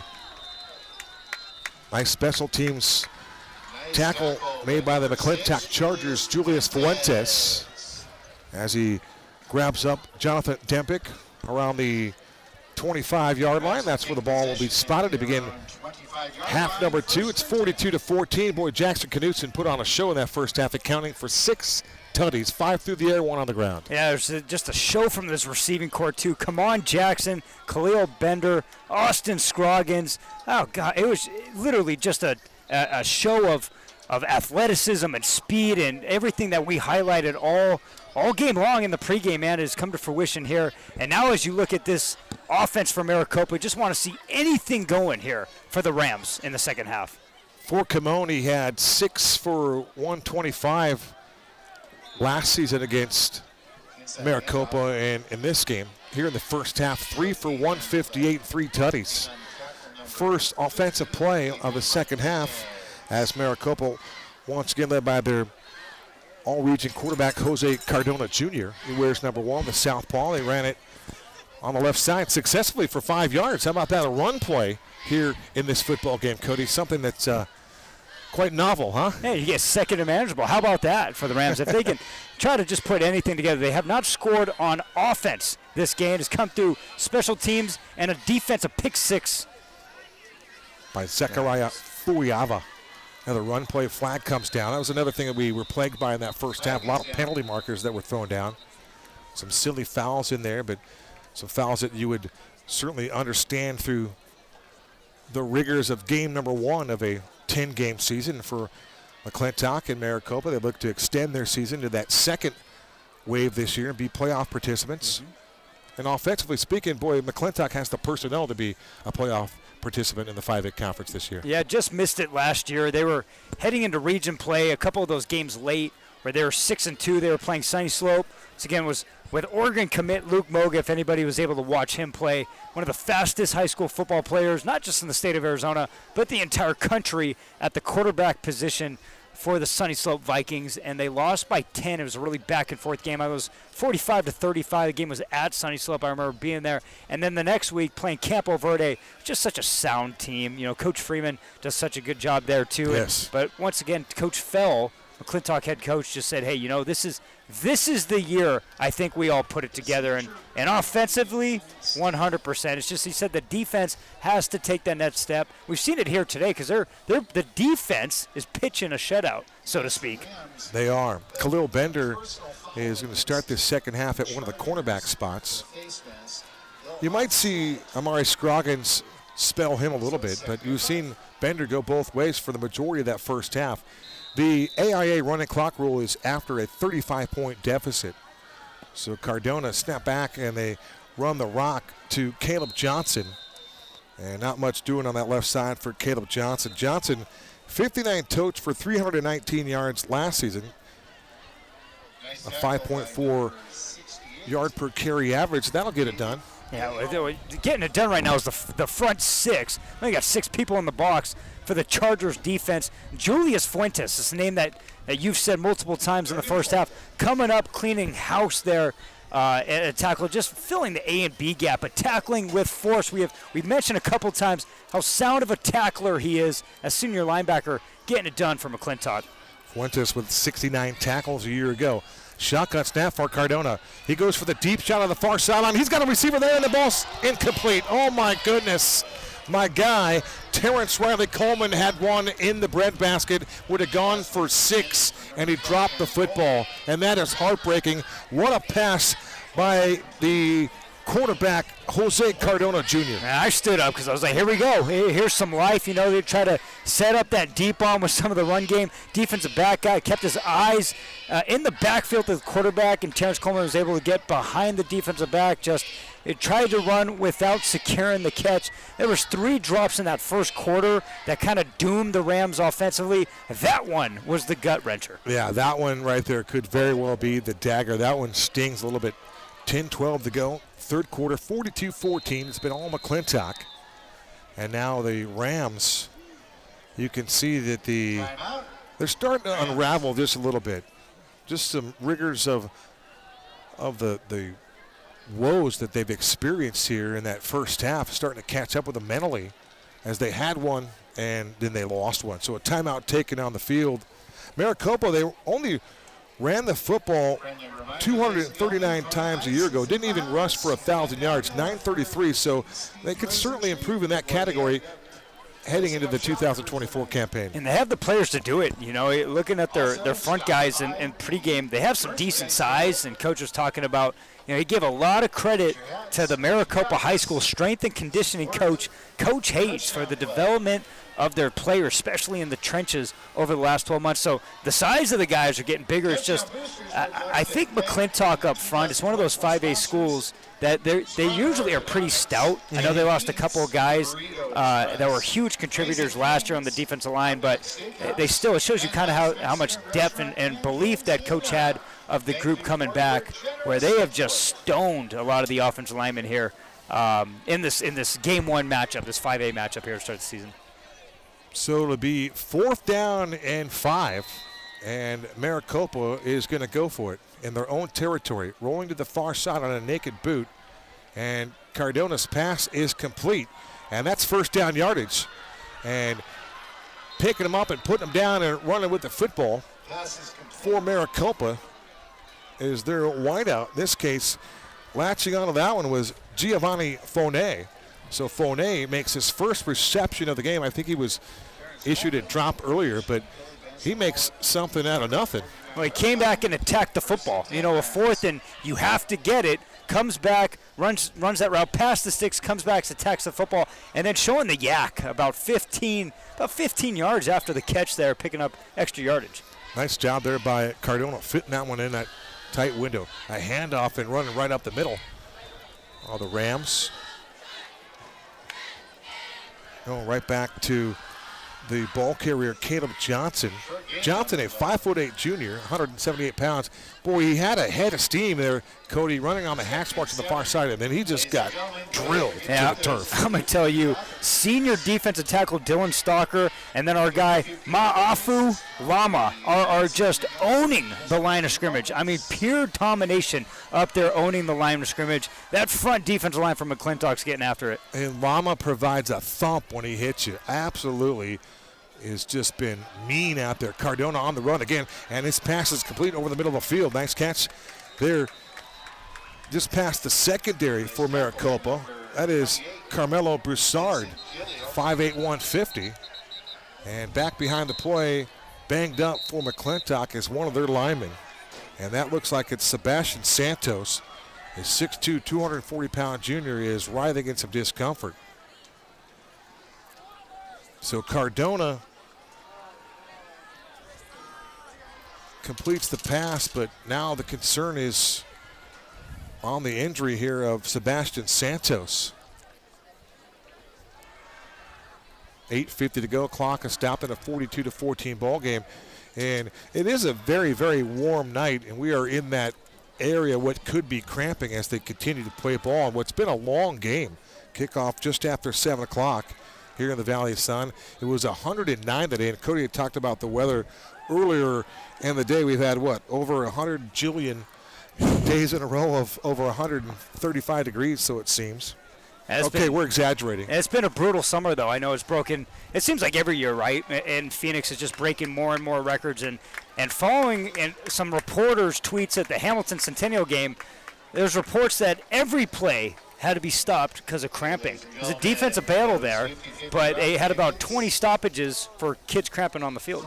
So it looks as though that Santos is going to be okay. He's walking off under his own power. Let's look at the 5A Sonoran. You've got Ironwood Ridge, Tucson High Magnet, Mountain View, Flowing Wells, Maricopa, and Nogales. So, Cody, start to look at that. Ironwood Ridge typically has a pretty good football team. They're pretty strong, down there in Tucson. But, Marana, Mountain View, you never know what you're going to get there. But Flowing Wells, when you look at Maricopa, they can take some things to work on positively out of this game here. They got a chance, and that ball is intercepted. Khalil Bender with the interception, and somebody zigged when they should have zagged on that route. It looked like Lopez continued to run vertical, and the route looks like it was supposed to be inside, and Khalil Bender was at the right place at the right time with an athletic play, diving for that football for the interception. Yeah, Khalil just sitting on that route, eyes on quarterback. Quarterback delivers, and he jumps it. And like you said, miscommunication on receiver and quarterback, but Bender reading that the entire way, lays out, and comes up with the interception. And one thing we could say about Khalil Bender, ball skills. Hashtag ball skills. This young man is really impressive, and he's got great hands. And they run the football up the middle. And how about that? We've seen 2 runs, and Edward Walker continues to drive his legs forward. The longest run of the night for either team. And Edward Walker just carves off about 21 yards. And now one of the Rams players is down on his back in some discomfort. I'm going to tell you what, if Edward Walker's running the ball like that, let's run him another 30 times the rest of this game. Let's do it. How about that, man? That was a big pickup, nice hole, finds the crease getting north to south. Edward Walker, a 21-yard gain. That's a first down, a chain-moving run for Edward Walker. For E, Walker had 56 carries a year ago, 335 yards, 6 touchdowns. One of the things that we're challenged by up in the stands, whether you can see or not, is just the lighting, right? Can you see your own notes? We have that mental note to self, get portable light. It's very handy.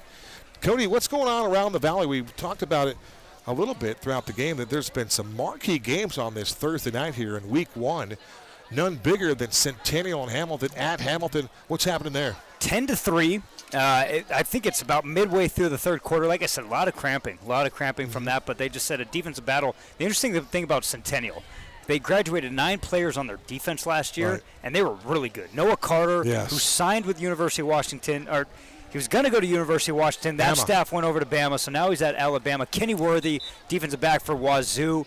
Just a couple of the names that highlighted off that team that played in the state championship game last year. Hamilton, first-year head coach Travis Dixon, but the alum of Hamilton High School, was a back-to-back state championship winner for the Huskies back in the day. I think he is the perfect piece for that. And not to say, heck, the last coaching staff there did a phenomenal job. It's Hamilton, right? I mean, you bet. You pull from so much talent at that school. Another game, though, Saguaro, A-Lake, Queen Creek. And Saguaro, man, that is, talk about one of the toughest off seasons. They lost 16 players who were going to be starters for them to transfers. Yeah, that's you know, Ailey Quick-Creek's very good, by the way. Exit stage left right there. Is that Coach Edwards? That is Rich Edwards. Yeah, he does a great job. From the 49-yard line of the Rams, Knutson back to the ground game. It's Walker, and he'll pick up 1 or maybe 2 tough earned yards. Right there to make the stop in the interior for Maricopa is our guy, Zachariah Fuiava. And boy, it didn't take long for 69 Fuiava to develop some fans here tonight here in Tempe. And 2 of his fans are this guy right here, KDB and Cody Cameron. Nothing like the introduction of Zachariah Fuiava, making some big plays. Also onto the field late is Nathan Houston. Knutson works out of the gun. Rams showing blitz. It's another handoff to Walker. And Walker gets in that linebacker level. He'll pick up about 4 yards and make it a 3rd and 6 upcoming here for the Chargers. Now you can see some pancake blocks too, because the offensive line are now starting to get north to south. I think we're going to get some extracurricular here, but our first pancake block from a run block comes from the center, Joaquin Encinitas. You know, getting to the second level and flattening his guy. Unfortunately, Joaquin's going to get pulled to the side here and get talked to by his coaches because we're going to have a 15 unsportsmanlike after the play. But the effort on the play, getting underneath the defensive lineman, flattening him on his back, you do like to see that. The extra stuff is tough. What did you surmise out of the extra stuff? You pancake a guy, that's getting it done. That's you just go back to the huddle. Right? I think he rolled over him. So it was a pancake rolled back over him. An unnatural way, but loved the effort for it. Absolutely. Loved the effort. If you join us late, Jackson Knutson has accounted for 6 touchdowns here in the first half. 5 of them through the air, 3 of those to Kimon Jackson. Khalil Bender has 1. That was a long ball. And the slot receiver has also made a nice contribution. Zamarian Viney has a touchdown here to his credit. There goes Kimon Jackson in motion, and the pass is complete to Bender on the near boundary, and he'll secure the football and just make a couple of steps and run out of bounds. He's a smart, just a real cerebral head player is Bender, but you love his footwork. You just love his entire game for just a junior. You really run out of superlatives for this young man because he's got so much growth and so much potential, but right now, as a junior, he looks to be a really polished receiver. So I know you love the NFL comps, but in terms of play style and the smarts of receiver, as you know, he really doesn't take any big hits because of how slippery he is and finding that. Tyler Lockett for the Seahawks, I think. Okay. And honestly, Bender's taller than Tyler. He's a little bit bigger. Yeah, but Tyler, in terms of the way his play style, where he finds open space, you know, he does a great job of finding open space, that slipperiness where he's able to go under tackles, you know, and not take, you know, really physical shots. Cleo's really, really good at that. And the spacing awareness. Like, Lockett's one of the best at that, especially on the extended routes. But Cleo Bender, everything we're saying is just such pros to this, as the officiating's trying to figure out, you know, where they're supposed to move the football here on this pre-snap shifting penalty. Kenny Dillingham needs to offer this young man immediately, if he can, if he's got room for him, if they can get this guy a deal done, right? They got to, you know, that's the one thing. We talk about offers, and offers are one thing, and a fit's another, but you also have the NIL to combat throughout all of college athletics, for that matter, right?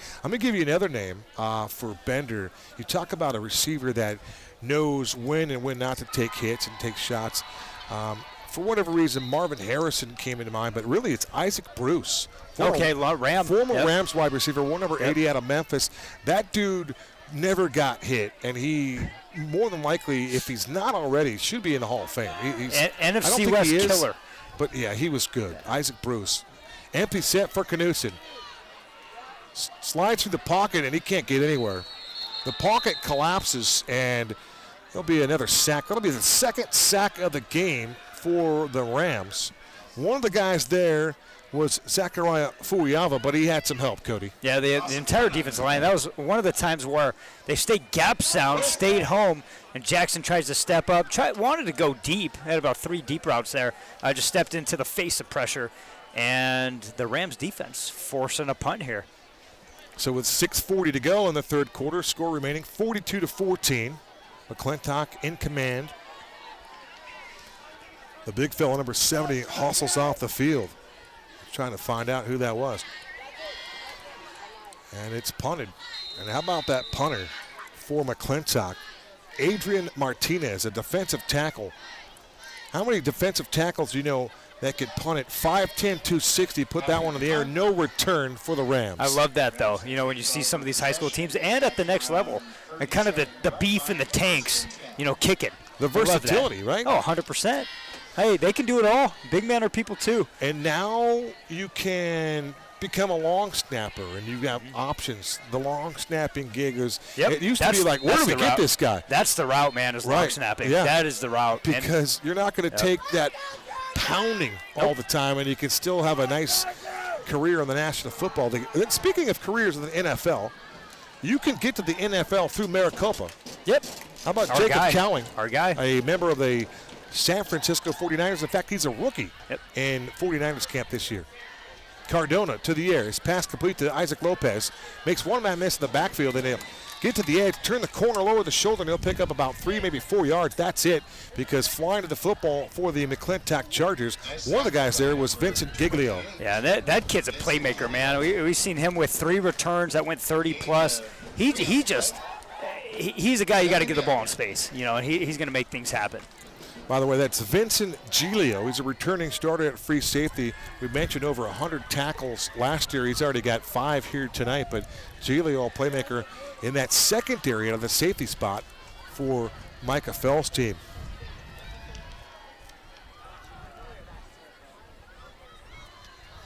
It's hard to imagine that a year ago when these two teams tangoed, it was a 58-31 ball game. You wonder how long that game was with that amount of points. We might be right there with them as far as length of time of the game. But it's a game turning into the next day. That's a Thursday night game turning Friday morning. Next week on The Zone, right here on Thursday night, we will have the Chandler Wolves at home taking down the Mountain Ridge Mountain Lions. Rick Garrettson back, and his team once again is loaded for bear. Well, how about this score? They're playing Chavez right now. It's only 20-12 in the third quarter. Chandler versus Chavez. So Chandler Hovig's got the champions in a competitive spirit. Well, that's interesting, huh? Cardona to the air. His pass to the outside, and that's a reception made. Making the catch is Fournette, and immediately as he caught the football, the Chargers were right there defensively. One thing we've seen out of this secondary, that was Amari Scroggins over there in the game for McClintock. But after the Rams have made a catch, there's been no rack, not a lot of movement after that. It's been catch and then right down to the turf. So a nice job on the secondary and others around them converging on the football. Yeah, flying to the football and creating good team defense for the Chargers. 4th down for Cardona. Picks up a block. He's going to try to run for it, and he's going to back his way in for the first down. Nice job by Cardona. He was trying to work around his own blocks. He had a lead blocker out there, and somehow or another he was able to back his way and cross the line and pick up 5. Yeah, that's the rushing attack that I thought, you know, it would be key in this game for Maricopa. Was more quarterback-oriented and designed plays. That's a quarterback power right there. You have a lead blocker and then a kick-out block, and you can speak volumes about Cardona's effort. I mean, that kid is, you know, pound for pound, one of the toughest kids out there on the field.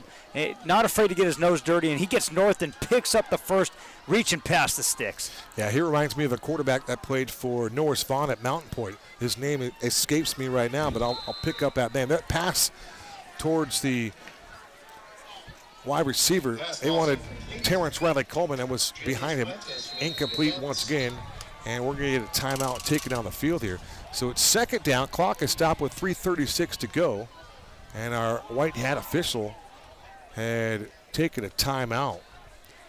You know who collapsed on that play? Is your guy Julius Fuentes. That was great recognition. Goes into his linebacker pass drops, keeps his eyes up, and just, he just totally disrupts that pass, lodging his shoulder into the receiver. That's a great play by Fuentes. He's a really good football player. He really is. And I'm going to tell our fans and our viewers about your scouting report here after this next play. Cardona to the air. That pass went behind the line. That's a free ball. And I think it's Dempick trying to get out and find some daylight, and he's not going to find any daylight at all. Too many blue shirts there. And that play was kind of really stuck in the mud because they just couldn't get it going. Fournette How about the other 13 for the McClintock Chargers? J.J. Flakes in the secondary, or out of the secondary up there to make that play. Scouting report for McClintock from Cody Cameron. Kamon Jackson, dude. Amari Scroggins, dude. Khalil Bender, D1 stud. Julius Fuentes, stud. Alex Bryce, stud. I could go on. But that's the scouting report. That's the quick hitters. It's one word. The quick hitters. You don't need all the long, lengthy stuff. It's just banter. dude. And then just banter. Yeah, I mean, like I said, watching this team last year, I agreed with Coach Fell saying, hey, we really think we are posed for a 2024 season. He said they did a lot of good things in 2023. It was a good, growing year for a lot of their senior and junior class, those who were juniors and sophomores last year. But he felt really good about this year's class. Depth comes in, though. Depth comes into question, especially as you get lower.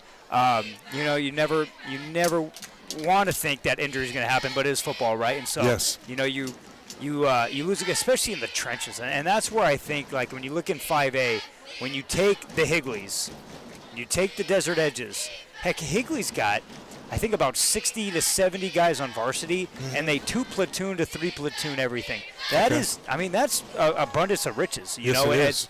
And we talk about, like, the 3 receivers here, but once you get to those, it's like the guys with the extra linemen, too, because you lose an interior guard, and you might be screwed throughout the rest of the year because the next guy coming up is a frost-off kid. Right. And they're going to always take the youth, right? Yep. You've got that upside. Cardona under pressure, drops it off. Dempik's got it, penalty marker down, and getting absolutely waylaid on the field. Coming back to make the play was Mafu Lama. And, boy, Mafu's just throwing his body all around, banging everybody. They're going to drop a flag, and then the referee is going to pick it up. So it'll count for maybe a yard. And that was a tough earned yard there for Dempik on that pass play. It's 4th down now and a cab ride here for the Maricopa Rams. 2:46 to go in this third quarter. It's 42-14. McClintock has been in command. The game was as close as 20-14. And since then, Kamon Jackson has taken off, along with Jackson Knutson. And I guess at some point you might start to see some other guys come in here from McClintock. Cardona to the air. He has a receiver on the far sideline. Jump ball, and that ball is caught on the far boundary. And let's see if they're going to credit him with a catch. I believe they will.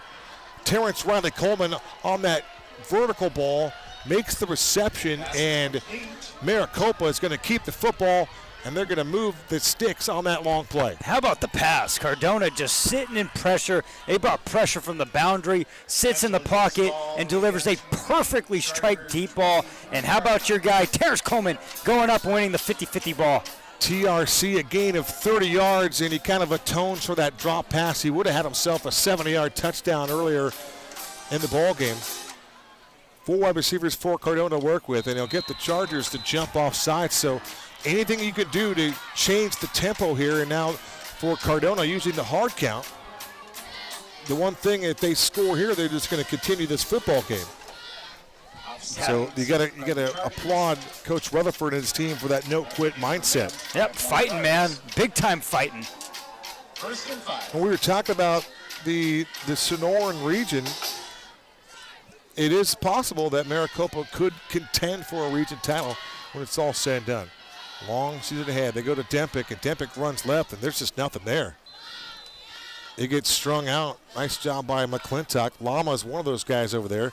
In fact, Lama now starting to huff and puff a little bit as he's got his hands on his sides, but he has played himself a tremendous football game here tonight. It's also the first time all game that the Maricopa offense has been in the red zone. Good point. There's 2 minutes left in the third quarter, trailing 42-14, and they are in the red zone for the first time tonight. People are thinking, well, at 14 points, they weren't in the red zone. Nope. Got a block punt for a touchdown and a pick 6. Under a blitz, Cardona over the middle of the field, and that ball is incomplete. Applying the pass rush for the McClintock Chargers was Alex Bryce. Go back to that scouting report, stud. And he's in the backfield wreaking havoc once again. Cardona didn't have the time, and had he had the time, he might have been able to complete that throw over the middle. Yeah, good route to combination, just kind of mesh, a deeper intermediate cross. But yeah, Alex Bryce coming up unblocked towards the boundary side. A lot of free edge blitzers for McClintock tonight, but Cardona's doing a good job of staying in there and trying to deliver accurate passes. And you pointed out his toughness. He's been a warrior out there. Claps his hand, snap his back, looks left, comes back right, still on his feet. He'll just loft one towards the end zone and live to play another day. In fact, that pass was closest to Kevin McCabe down there on the sideline. Caber. You can catch Caber's show on Saturday mornings on 98.7. I expected a little bit more effort there. And I know he's trying to holding the film, but that's a former collegiate hockey player down there. I would like to see that's a lumberjack. 2 hands. Yeah, it's an NAU lumberjack. I would have liked to see 2 hands trying to catch that ball, Kevin. That was catchable. It sounded like you were giving me your hockey mode. That's a hockey play, right? You'd expect a hockey player to go after that one. Look at you. Good jargon switch up right there, Kevin. This is Coach Hay. All right. 4th down for Cardona. Play fake. Goes for the end zone. Instead, the ball is broken up. He went over the middle to Maximus Gambino, and that ball is broken up. Perhaps we can thank the hit laid by Vincent Giglio, the free safety, out there playing free, popping those shoulder pads around it and separated that ball. They're really flying to the football. And like you mentioned a few drives ago, it seems like any type there's a ball carrier, any type there's a receiver, there's 3 or 4 helmets, Charger helmets around that dude. And it's just a much more experienced and a faster, more aggressive defense for McClintock this season. It's really fun to watch. So now Khalil Bender will check in, as well as Camone Jackson. Jackson Knutson back on the field.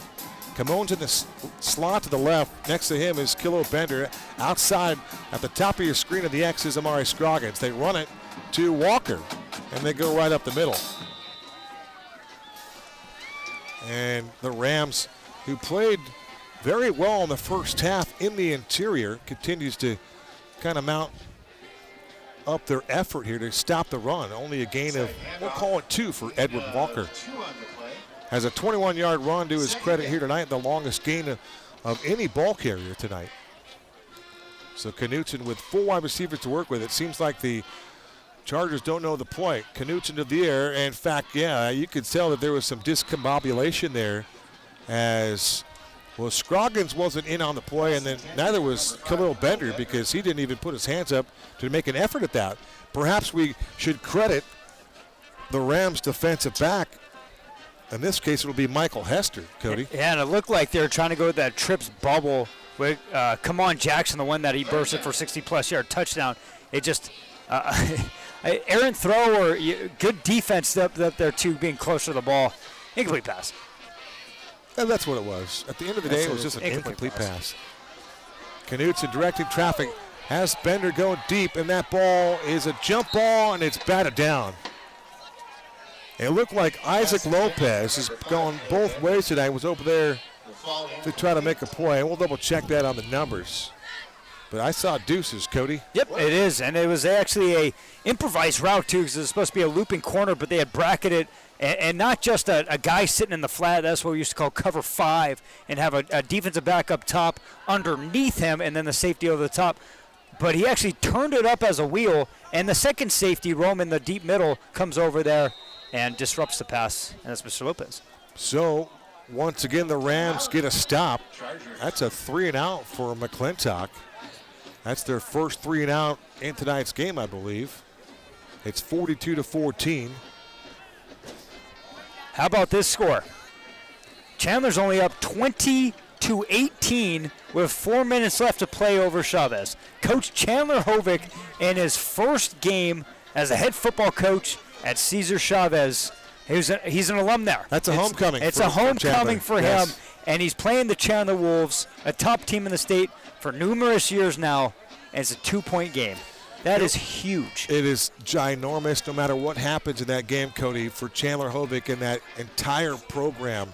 That's an eye-opening, competitive game, whether you win or lose it. If you win it, it's obviously, it's meteoric. If you lose that ball game, but you compete with that team in their barn on Austin Field, well, you got something to build, don't you? Oh, big time. And Chandler did have a pretty outstanding graduating class, but I mean, nonetheless, it's still a loaded program, and so that's a big win for Hovick and the Stallions. And we will see Chandler Hovick's group later in the year against Desert Ridge. How about that punt for the big fella? That one is kicked. That might be a live ball. Lopez is going to field it, and now you can't advance a fumble. I think that was a muff, Cody. The little Bender was right there. I thought he might pick up the ball and scoot the other way. Now, let me ask you this. In the case of next week, it's 42-14, 46 seconds to go. If your coach fell, when do you start to take some of your guys out?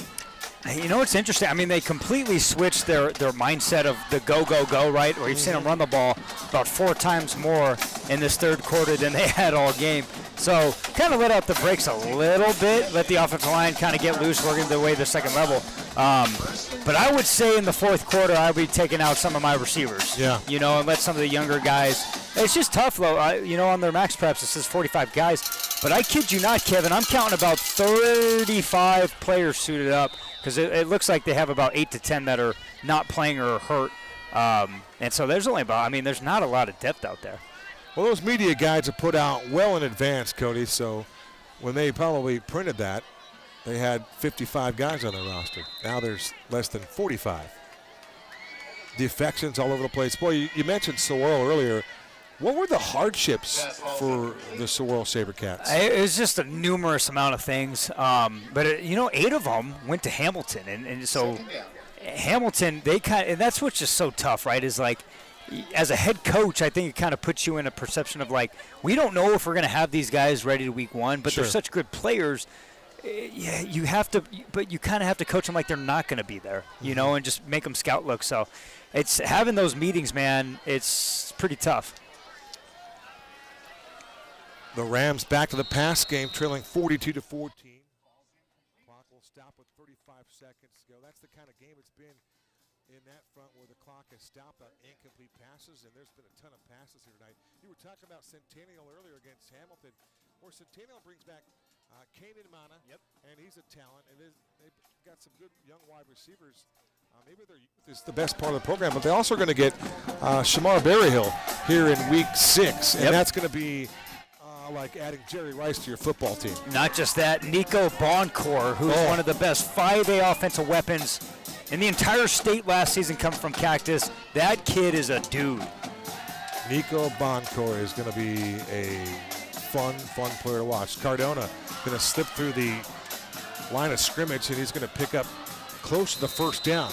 One thing that we've seen from Jose Cardona Jr., who was a first-teamer in the 5A Sonoran last year, is he's got toughness, and he's able to run the football and extend the play here with his legs. He hasn't been able to do that very much, but when he's been given the opportunity, he's taken advantage of it. Yeah, he does a great job of getting north. And right there, the thing I loved from Cardona, running through would-be tackles. A couple arm tackles out in space, and he's running right through it, trying to reach the ball over for the sticks. And he learned that from that miss in the first quarter, right? So he's already picked up and learned some things, and I'm sure he was coached up on that play that you and I quickly observed.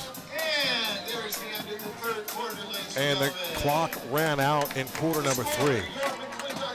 We have played 3 quarters of football here from Jim Lyons Stadium on the campus of McClintock High School here in Tempe, Arizona. As we head to the 4th and final frame, our score, the Chargers 42, the Rams from Maricopa 14. The 4th and final quarter coming up next on the Zone 48 Broadcast Network. Being a State Farm good neighbor means going the extra mile for my customers. Our office treats our customers like family. This has been a family business for me in a sense for a long time. We're going to be there for you in good times and bad times. That might mean going to meet a customer somewhere to help them. That means being involved in our local community. One thing that I love about being a good neighbor in my community is giving back to local high schools and being involved in athletics. It's a family atmosphere here. This is more than a 1-800 number, and that's what I love about State Farm. I am Trey Clarkson, your local State Farm agent in Phoenix, Arizona.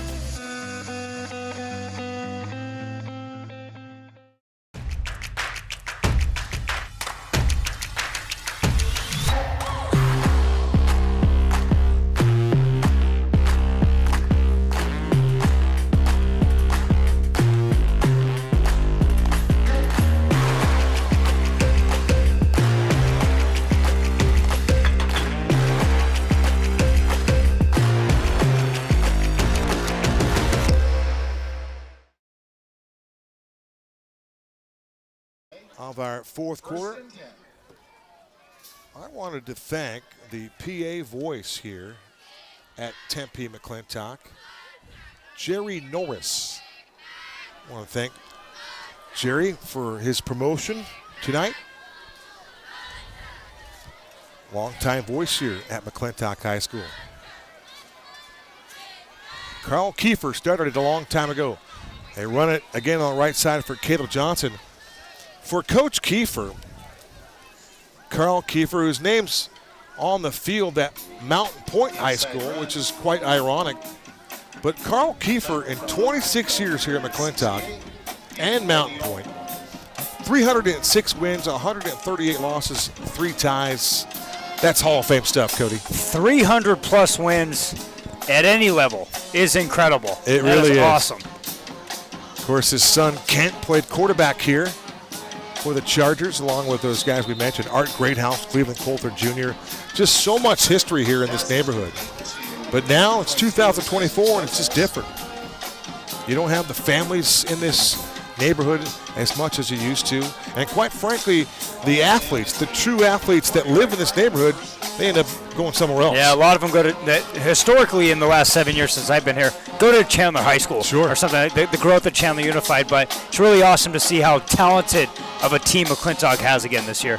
Maricopa approaching the red zone for the second time this half. Cardona again directing traffic. He's going to scamper out of bounds, and he will live to play another down. On the chase for the McClintock Chargers, as he has been all night long, Julius Fuentes. Give him another force out.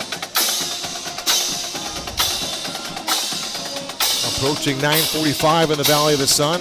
We mentioned earlier, but next week, the Chandler Wolves, who are on upset alert here tonight against the Cesar Chavez champions.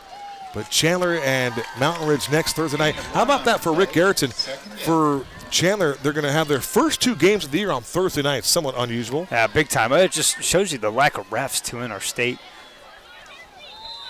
To have marquee games like this on Thursday is really, it's a blessing for the Zone 48 and other networks, I'm sure. But, yeah, that shortage of officials is it's eye-opening, It's really. a big problem for the AAA, Yeah. but at the same time, too, like with talking to all these coaches, to start the season on the Thursday, easy, because you can game plan that a week before. But when you have some back-to-back weeks on a Thursday, I think Hamilton's the same way.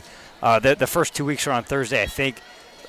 What sucks about that is having to go to school the next day and having to bring everything you do just transfers up a day. I mean, that just sucks, though. You know, having that varsity game, you call it the Friday Night Lights, right? Sure. And then having it once randomly, but consecutive weeks is pretty tough. It really is. Now, the National Football League, a lot of people balked at the Thursday night stuff. Now, over time, now the players are starting to embrace it because, you know, you've heard the cliche before, but it's a mini bye week, right? And so a lot of the players are taking advantage of it. Cardona to the end zone, a jump ball, and that ball is batted down. Cardona took a shot to that far pylon, and he was going for his wide receiver, Isaac Lopez. And that ball is incomplete. Providing the coverage for the McClintock Chargers was Jeremiah Payette. Payette, a 5'8" junior. And now you're starting to see some other players on that depth chart check in and play in this football game tonight, Cody. Yeah, which is good. I mean, that's getting those guys valuable reps early on in a game like this does dividends for late in the year. Clock stopped at 10:08. Surprise, surprise. On the 24-yard line, it's Cardona on a 4th down and 9. Snap back, rolling near side. Wants to throw, does throw, and he makes a magnificent throw. Isaac Lopez on the boundary. Some toe drag swag. What a pinch and what a catch by Isaac Lopez. How about the feeling right there from Isaac Lopez, getting both feet down, the outstretched hands for a catch, Cardona. So they love that kind of the sprint out left, going max protection with the running back, and getting a lefty thrower naturally rolling left to go throw that accurate ball in. But that's a great pitch and catch. Great footwork there by Isaac Lopez. It's a 1st down, and that's a gain of 9. 1st and 10 from the 14-yard line. Cardona has 3 wide receivers to the wide side. McClintock showing blitz, and they're going to infringe there. That'll be encroachment against the McClintock Chargers. That'll be a 5-yard penalty. And that will just add to the misery of the length of the game time here. We have caught a break. It's been a bit blustery here at kickoff, and the wind has kind of died down a little bit here, creating a breeze, if you will, Cody. Yeah, it was about, I think at kickoff it was about 104 degrees with a 20-mile-per-hour wind, though. So it not too bad of a humid night. Now it's a little bit more humid, but you're right, man. I mean, just looking across the landscape of Arizona high school football, next week's not going to be nicer either. I think next week is another 108, 109-degree Thursday before these teams play. It could very well be. You know, it's interesting. We saw Brock Farrell coach at Shadow Mountain High School to kind of cut his teeth and learn how to coach at this level, and he's done a great job at Highland, obviously, right? But another guy that we talked about, Chris McDonald, briefly, he too, right here at Maricopa, getting it done, learning how to coach, learning how to run a football organization, and look what he's done at Basha as Cardona takes off, and he'll slide safely into second base at the 5-yard line. He gave himself up. That usually costs him about a yard or so, but he took a hit there at the 5-yard line. Yeah, boy, he put Mafafu on some decent skates there. Kind of shaked and baked him to elude that tackle, and that's a pretty good defensive tackle. Just try to put on skates because not too many guys who Lama doesn't get his hands on, creating a big sack or tackle for loss. When you describe skates, are you more into the ice or the roller category? Oh man, that's tough, right? Being in the desert, but I'll give the ice a chance. I would say you could easily go roller, and no one is going to think twice about it. The ice part might be a little sketchy. Ball towards the back of the end zone. It's incomplete. One thing that Cardona will do is he'll give you some fight. And he was going, it looked as though Lopez was in the back of the end zone. But there's not a play that Lopez, or excuse me, in this case, Jose Cardona Jr. thinks he can't complete. Yeah, he extends plays with his legs, does a great job. But Jeremiah Pate there, the junior defensive back, comes just hailing down and disrupting that pass there in the end zone, saving a touchdown. 3rd down and 2. The Rams can get a first down at the 4. Special thank you to the McClintock Chargers athletic director, Jermaine Whitaker. I've known Jermaine for a long time. He's quality people, as they say, but does a nice job here at McClintock. We thank him for the hospitality here tonight.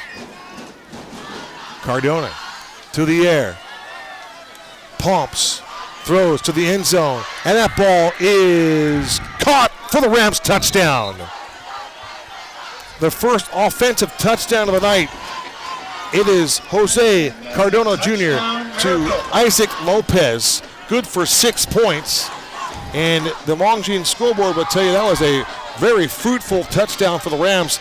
The scoreboard now shows 91-42 Maricopa.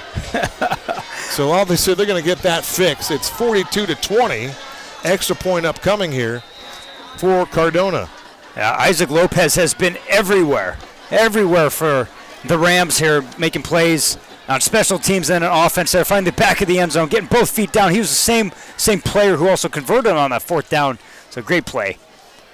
And that time there was some timing issues as Cardona couldn't get the point after try through.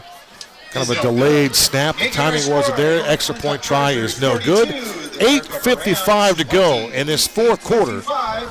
It's now 42-20 McClintock, and all that touchdown did was extend things here, Cody.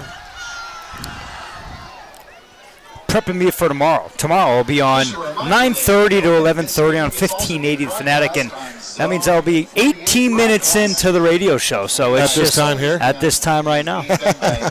Prepping. Oh, there's the promo. There's the promo. Yeah. Kevin, they might have done a pronunciation jack up there. They might not have said that as... I don't know if that was Derryberry. As fluid as it could be. No, Derryberry. It was a little country. It's challenging sometimes. Well, I think I've shared this with you before. There's another Kevin Derryberry that lives in Anthem, which is, a couple miles from my place. And he's an evangelist. Wow. Yeah. So that's quite crazy. All right, what's the update there at Hamilton night? Centennial and Hamilton. That is a huge game. 17-10. Senior quarterback Rich Lucero, who I have on MVP watch. Rich Lucero is legit. Okay. He runs it in from about 2 yards out. There's like 3 minutes left in the game, and then the Chandler Wolves starting to pull ahead. It's like 29-18 against Chavez. I think that game is over. You know, you made your picks for the Open. I didn't see all the picks, but I was speaking with a coach of one of the teams that you had chosen to be in the Open, one of the 8 qualifiers in the Open, and you have Red Mountain head coach Kyle Enders in that group. And how about the youngster? We saw his high school debut a year ago, Simon Lopez, and our first look at Simon prior to what we saw on the junior varsity level. We watched Red Mountain football for a long time, but Simon Lopez as a dual threat quarterback, he just very well may be the real deal. And this is what Andy said. I think Simon last year was a playmaker. He did a lot with his legs, but now he's a quarterback. He took the time with his arms, his body. It's a huge difference. That Red Mountain team, I'm all in on. I think that's a really, really good team. They got to develop a run game. They need to find a running back, but everything else with that group is top-notch. And they also got a banged-up offensive lineman, too. There's another takeaway. This is going to be a defensive touchdown for the Maricopa Rams, a strip and a run to the end zone for Isaac Lopez. Isaac Lopez in the box, really on consecutive plays. And the Maricopa Rams have their second defensive touchdown of the night. How about Isaac Lopez rumbling 45 yards on the fumble return? Man, that's going to be play of the game right there, Kevin. He comes hauling butt ski from the second level, making the tackle, punching the ball out, scooping it, and going 50-plus to the house, and we got a 2-score game now. Wow. Bang, bang play here. Don't go anywhere on either side. And we were kind of talking about calling off the dogs. Well, that's going to negate that thought process. You're going to see Jackson Knudsen starting to throw the football again. But how about this Maricopa defense? It's been as advertised here. They got the block punt for their first touchdown.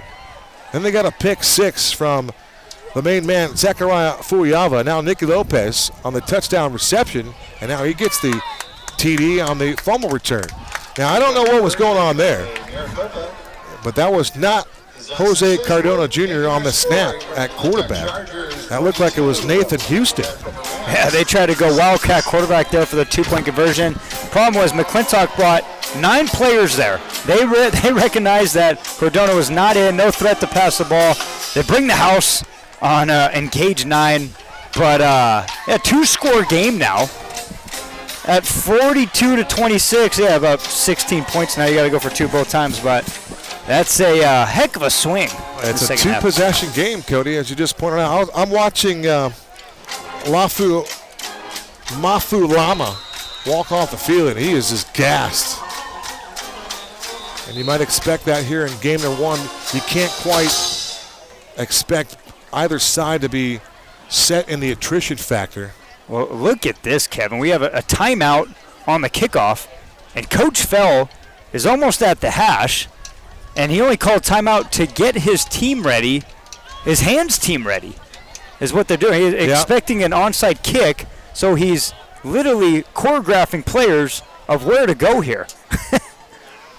I don't think I've ever seen this. My guess is they didn't spend a lot of time on the hands unit in camp this summer. Because usually you'd have some sort of idea at any point that you're going to have a hands group right on special teams. Yep. Now this is the idea. The time spent on special teams is not mandatory, right? This is to each his own, to any staff. Some staff spend a lot of time on special teams, other staffs not so much. And I'm not pointing anything out here because it's game number 1. We don't know, how much time they spend on special teams. But you do point out an interesting idea that Coach Fell's out there literally putting guys in line as if he was setting up a chessboard. Yeah, I mean, it's every game we broadcast, there's so many pivotal moments that come up with special teams. How many of those two-way state games that we had last year where it's like, hey, a punt, flipping the field, or a couple field goals were huge. McClintock 3-2 last year in that 5A Santana. As Cody mentioned, the Slope won the region. You and I were talking last year, we thought that maybe Luke Moga might end up playing wide receiver at Oregon, but from what it looks like here early for him, he's still a quarterback. Yeah, I was actually there this June and visiting a couple of the coaches on the Oregon staff, and they were so impressed with Luke and Kyler Casper, the receiver for Williamsfield a couple of years ago. Okay, yeah, he's a heck of a player. Kind of broke onto the seen late. As a younger brother, I think is also a good player as well. Braylon Casper, class of 2027 receiver for Williamsfield. They're going to be good. That whole region, I keep telling those guys, a lot of the coaches there, that East Valley region with Highland, Queen Creek, Williamsfield, ALA Queen Creek, and Red Mountain, I am telling you right now that region, top to bottom, is better than the Premier this year. Top to bottom, not the best teams, right? You still have Bastion, Hamilton. Sure. But top to bottom, it's the best region in the state. You will get no argument from me on that. Now, having said that, you got Red Mountain in the open, and they've got to, you would think that if they're going to be in the open, they're going to have to win that region. You got to win that region first, and that's going to be tough. But it can be done. Here we go on the return for the McClintock Chargers. And for a game that had a lot of fanfare early, and it was an impressive game through that first half, but things have just gotten a little bit sluggish. However, it's still a game with 8:32 to go. It's a two-possession game. The Rams are very much in it, and they've got 2 defensive touchdowns to their credit. Well, it was 42-14 heading back in the second half, and Maricopa showed no quit. And I think that's another credit to their coaching staff, where they showed no quit at all in this football game. And defensively, I think they forced 5 turnovers now in this football game, Kevin. Tevin Rutherford, 4-16 in his. That can't be right. That can't be right. 4-6, I beg your pardon. 4-6 his first year. This is his second year. They run that bubble to Scroggins, and he gets bottled up. Absolutely hemmed in. Nothing doing for Scroggins. Making the stop was, we're going to go with Caden Harris because Michael Hester wears 6. If you're smart from McClintock here, okay, you're taking that play clock, and it is going to be inside 5. Both play clocks are at the end of each end zone here. You take that play clock down to 5 seconds. We were talking to Joey Mascarell at halftime, and those aerial shots you're seeing tonight, he's been seated or on his knees on the camera. There's another strike from Knutson over the middle of the field. Hauling that one in was Amar Baker. Second time tonight he's been targeted. I believe that's his first reception, maybe a second of the ball game. But the Chargers moved the sticks. And for McClintock, Cody, I believe that's their first, maybe second first down of the second half. Yeah, big-time tackle from Isaac Lopez, though. The senior defensive back driving his feet through contact, making that tackle.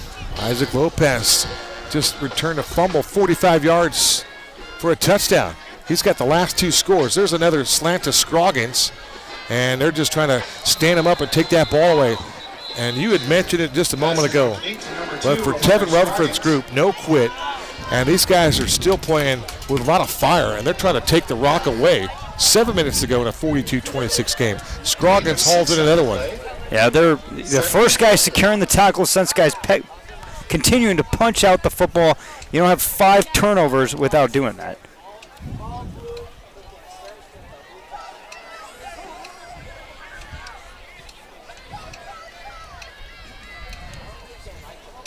Knutson pumps once. Deep shot, left sideline, incomplete pass. Oh, be careful. Was that intended target? Good coverage provided by Caden Harris. Last season, it was Amari Scroggins against Maricopa. 6 receptions, 125 yards, and 2 touchdowns. Earlier in the game, for some reason, perhaps we misspoke and said that was Camone's numbers. But Camone's having the night. He's got the hat trick here tonight. There's Scroggins, another beautiful thrown ball. But you talk about the pass route and the idea to get that separation and coming back for it. That's just really good football. That shows you the abundance of riches they have, because we haven't seen anything of Khalil Bender this second half. And I'm honestly looking for Khalil on the sidelines here, Kevin, because Khalil's not on the field. Khalil Bender sighting. I do not see him on the sidelines either. We will continue to keep a lookout for him. So Camone's in, Amari's in, Viney's in, Baker's in. Inside handoff to number 7. And you look on that sideline, we can pretty much see everybody. And Cody, to your point, we don't see 5, do we? We continue to keep a lookout for him.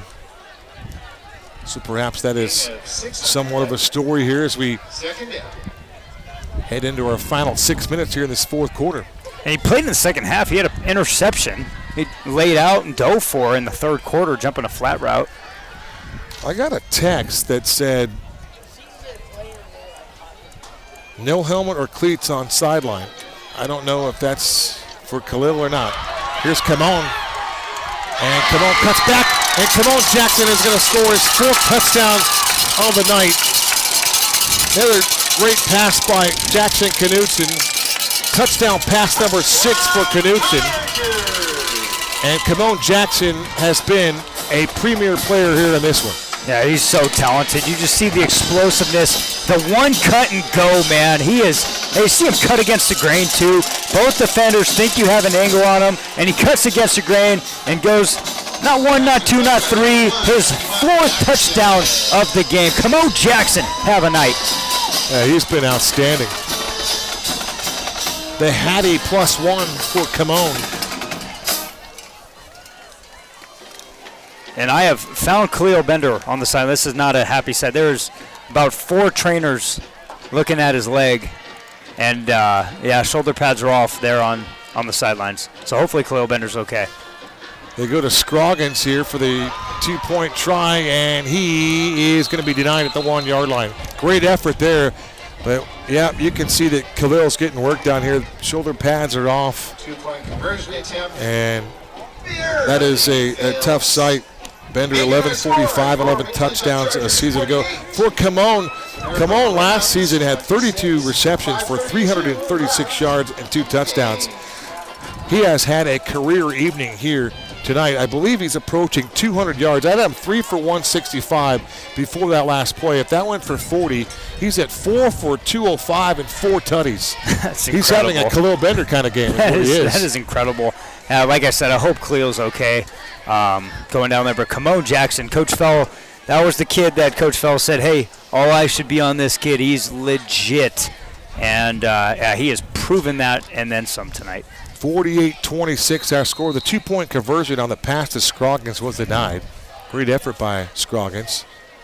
And here we go. They're going to boot it away. Rams get the football. It's Lopez again from his own 25. Right through the middle of the field. And he just goes right through some arm tackles and gets tripped up. And that ball will belong to the Maricopa Rams. They'll get the rock at the 27-yard line and hold the phone here because behind the play for McClintock, down on the field, this is not a good sign here. This is Vincent Giglio, the free safety, is on the field, and he is in some discomfort, Cody. And this is what we were kind of talking about, getting some of your dudes out. You wonder at what point in the game that Bender might have been banged up. In this case, for the secondary, for Giglio, looks like he might be cramping. It's just that's the way that they're holding his right leg, Cody. Yeah, and that's probably about the 5th or 6th player now that we've seen cramping in the second half, and that's going to be a theme here, I think, for the first couple of weeks of the Arizona high school football season. Like I said, looking at the weather report for next week, early signs, 109 degrees on Thursday and Friday, and Hamilton and Centennial playing today. They said 20-plus stoppages of cramping. Yeah. By the way, there's a final there, 17-10. The Huskies at home beat Centennial with a game-clinching interception in the end zone from one of the Saguaro transfers, Dejon Hinton, who is once upon a time an Arizona State commit, who then flipped to in-state, University of Arizona. I know that gets you right in the heart, man. How did he get away? What made him want to flip? I think U of A staff, even though it's new, Coach Brendan. Oh no, he doesn't want to hear it. No. I don't think so. No, I don't think so. Okay. No, I don't think so. I mean, I think the staff's one thing, and I think the recruitment process is another.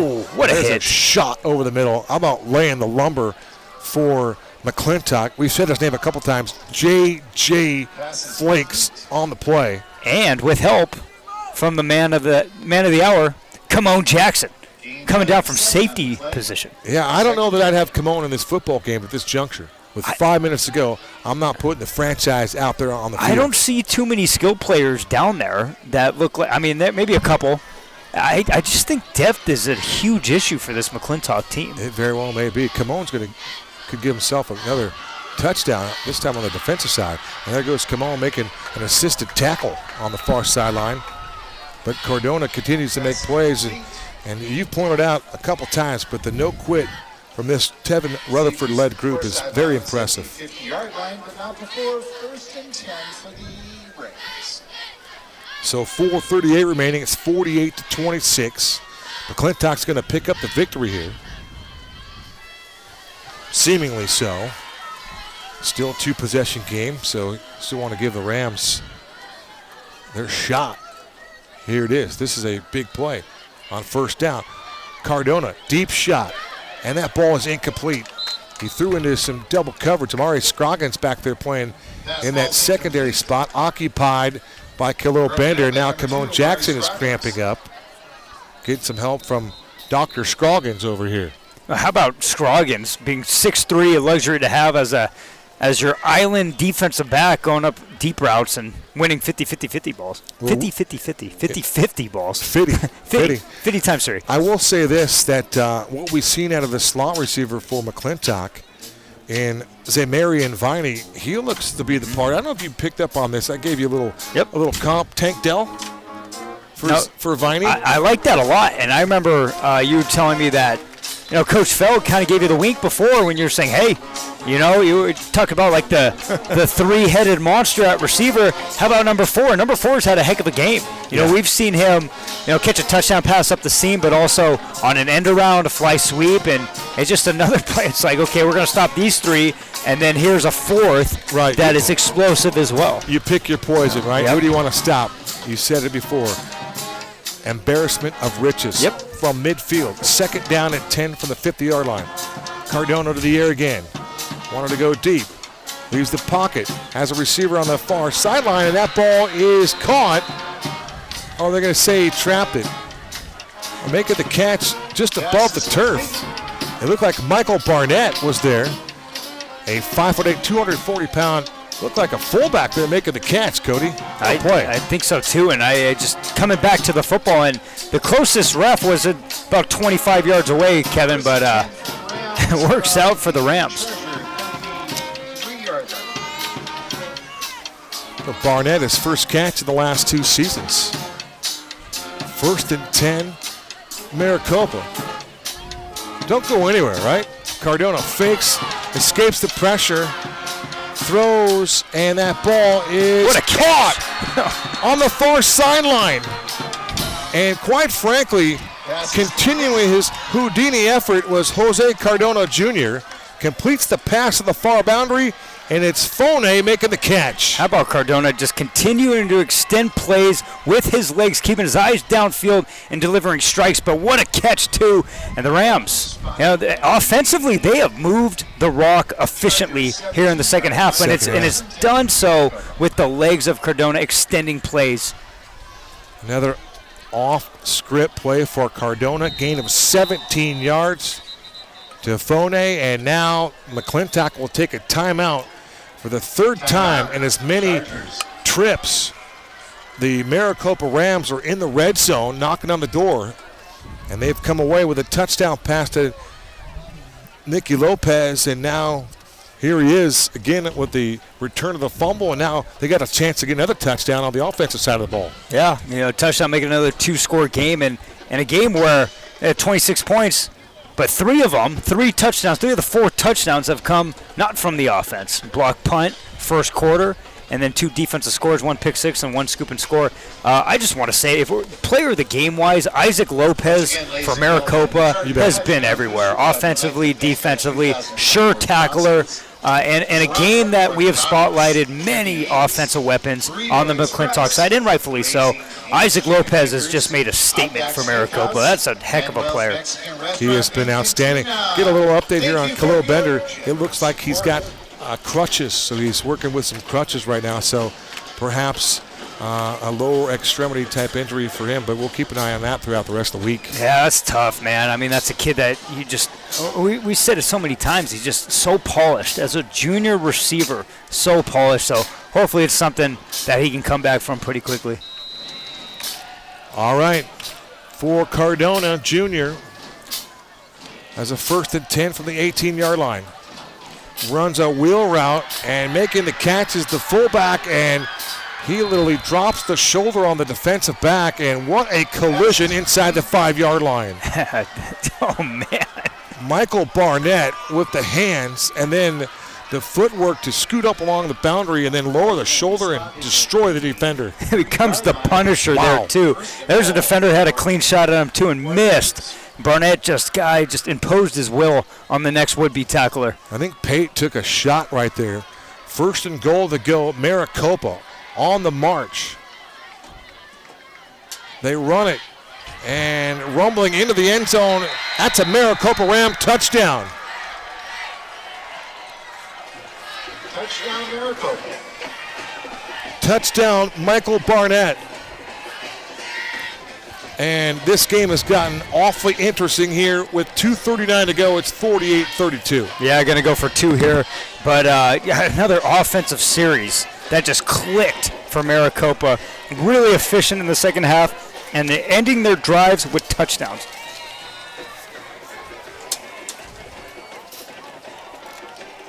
That's what you want, 6 points. 48-32, 2:39 to go. Isaac Lopez having a tremendous second half. All regions stand out in the Sonoran. Snap back, placement down, kick is on its way, and the kick is true. 2:39 to go, 48-33. The game that will never end. We are 3 hours old here. In fact, maybe a little bit longer than that. 3 and some change. 3 and change. So Chandler looks like they're going to hold on and win at home.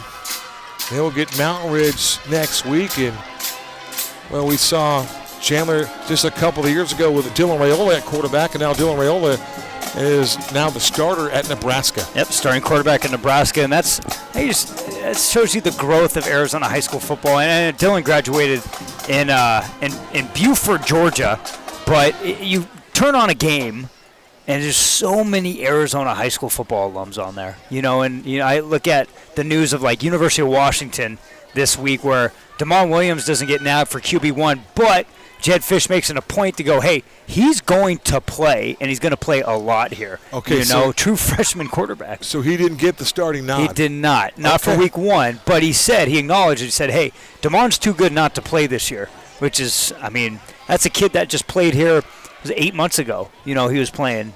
And went to Tucson. Yep. No, he did for a couple classes. Yeah, for a couple classes, and then that whole class, had their transfer. Did Brandon Phelps stick around? Phelps is in Tucson, yes. Yeah, he's at U of A. They just got the onside. And there's an onside kick, and the Rams look to have the football, and they do. And with 2:39 remaining in the 48-33 ball game, just no quit from Maricopa. Rams ball. And we talk about special teams, how much work you put in it and how much you don't. And for whatever reason, Cody, it looks like the Rams have spent some time on special teams this offseason because they have been outstanding here this evening. Yeah, their will to win is a lot higher than a McClintock team who was up 42-14. And there's some upset Chargers now on the sideline coming off here. They're trying to just light a fire under anything. And but God, the pendulum swing, I don't know. They have enough time if they can get another onside here. But how about the fight from these Rams? Yeah, it's been pretty impressive. They have been a resilient group here, to say the least. And now Jackson Knutson and company back on the field, minus Khalil Bender. Oh, so they're going. Oh, so they reversed the call. By the kicking team. Well, illegal touching. Yeah. Ooh, man. That's a tough call, man. Well, if they kicked it from the 40, they recovered. Touch it to the 50. Yeah, right? they recovered that on the opposing 48, though. So maybe there was a slight touch prior, but man, that's a tough call. Interesting. All right, now what do the Chargers do? How do they kill this clock, Cody? Are they going to run the football, or are they going to just air it out? Kind of run the football, but do we know? I the guess answer? I don't know.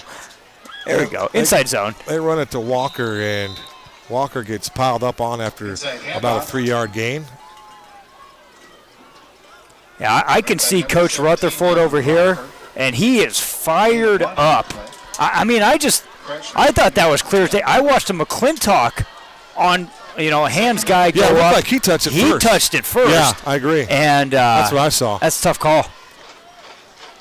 So the Chargers retain possession, but we talk about Zechariah Fuiava, another stop for him in the middle. He has been a specimen.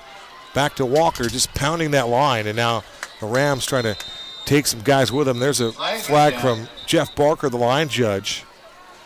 And this will be interesting to see what the call is here as he relays the message to our white hat official, Jeff Whipple. It's a personal foul on Maricopa. What do you think, late hit? I think a face mask at the very end. Well, here's the thing about spread offenses, right? So that whole thing got huge about 10, 15 years ago, right? Spread offense, and now everybody kind of runs like a spread type, especially up-tempo offenses like this. But at the high school level, it's hard to stop that. And so when you're up 48-14, you're trying to control the clock. You don't run, and you're still hiking the ball with 25, 20 seconds left on the play clock. Things like this happen where, you're just like, you're up 48-14. Get in the third quarter, you want to run the football, which they did. Let that thing drain, Cody, I think they used to call the spread the run and shoot back in the day. There's some misdirection. They go to Camone Jackson, and he bulldozes one guy, cuts back towards the middle, and Camone Jackson is going to waltz into the end zone for yet another McClintock Charger touchdown. Camone Jackson, number 5 on the night. Wow. On the reverse. And he's just counted them up himself. He's got 5 touchdowns, and more than likely, I don't know when you start giving out those Ed Doherty medallions, but Camone Jackson is in line for one here tonight. He's got to be on the ballot, Kev. He's been the best player on the field, and I would say, early on, he's got to be a top 10 player in all of 5A, and that's saying a lot because there's some really good football talent in the Horizon Desert Mountains and of the world, Higley, Desert Edge. Camone Jackson is legit. And now we're going to get a delay of game on McClintock. Boy, delay of game on a touchdown and a 54-33 bowl game. We'll just chalk it up to week wonder blunders, if you will, because those are things that are easy to clean up. We might just have to pay rent here, man. Might have to spend the night here tonight. This is crazy. Get a room out this way. Yeah. Well, Kaya will not go for that. Knudsen for 2. Jump ball. Scroggins. That is no good. Jeff Barker over there looking for the football, and Scroggins was looking for a potential infraction. We'll just chalk it up to excellent coverage by TRC, my guy Terrence Riley Coleman. And with 1:24 to go, it's 54-33.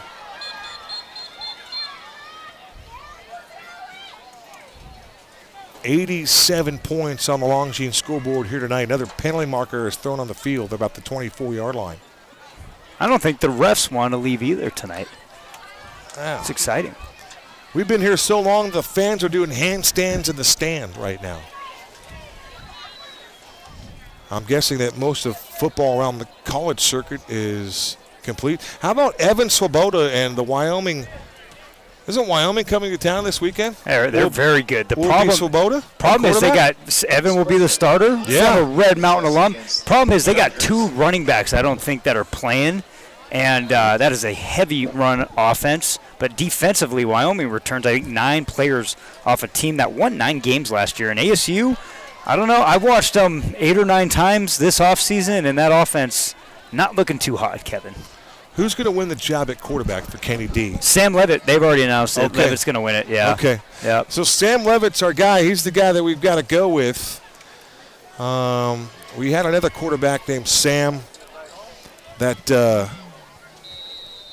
didn't go so well back in the day. Sam Keller, I want to say his name is. It might have worked out okay. 54-33 game. Glad you could be part of our broadcast here tonight on the Zone 48 Broadcast Network. I'm Kevin Derryberry. He's Cody Cameron.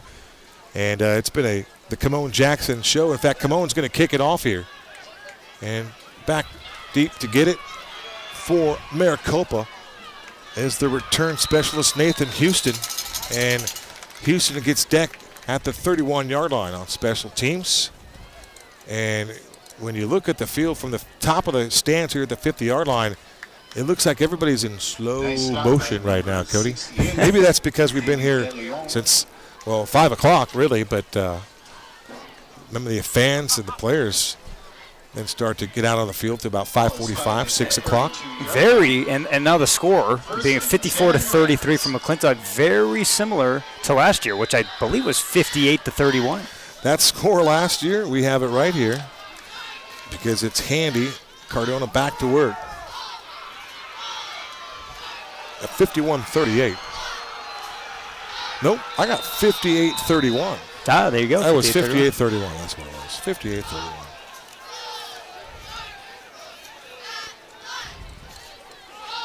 So Cardona back to that aerial game.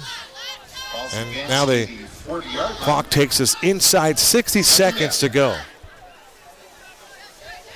McClintock will begin the season at 1-0. Maricopa will begin at 0-1, but so much to build from on both these teams, Cody. Oh, big time. And the fight, Michael Barnett now, who has touched the ball, I think, the last 5 plays, 5'8", 240, downhill runner.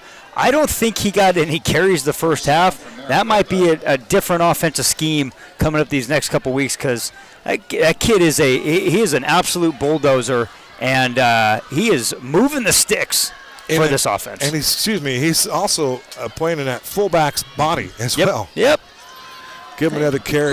Ran out of gauss there. He gets stuffed behind the line that time by Ruben Palmerin. Second time tonight, the linebacker Ruben Palmerin has made a play, and that should do it here from Jim Lyons Stadium. Let's hope there's no timeouts, Cody. This one is going to go final. And there is our final, ladies and gentlemen.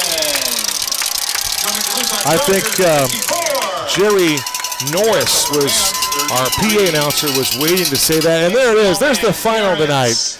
It's gone final here in Tempe. The McClintock Chargers, behind Camone Jackson and quarterback Jackson Knudsen, have themselves an offensive fireworks show here. They win it 54-33, and the Chargers begin their season with the cowbells and all at 1-0. That was, like you said, Camone Jackson show here. Jackson Knudsen lit it up too with 5 touchdown passes in the first half and 1 with his legs.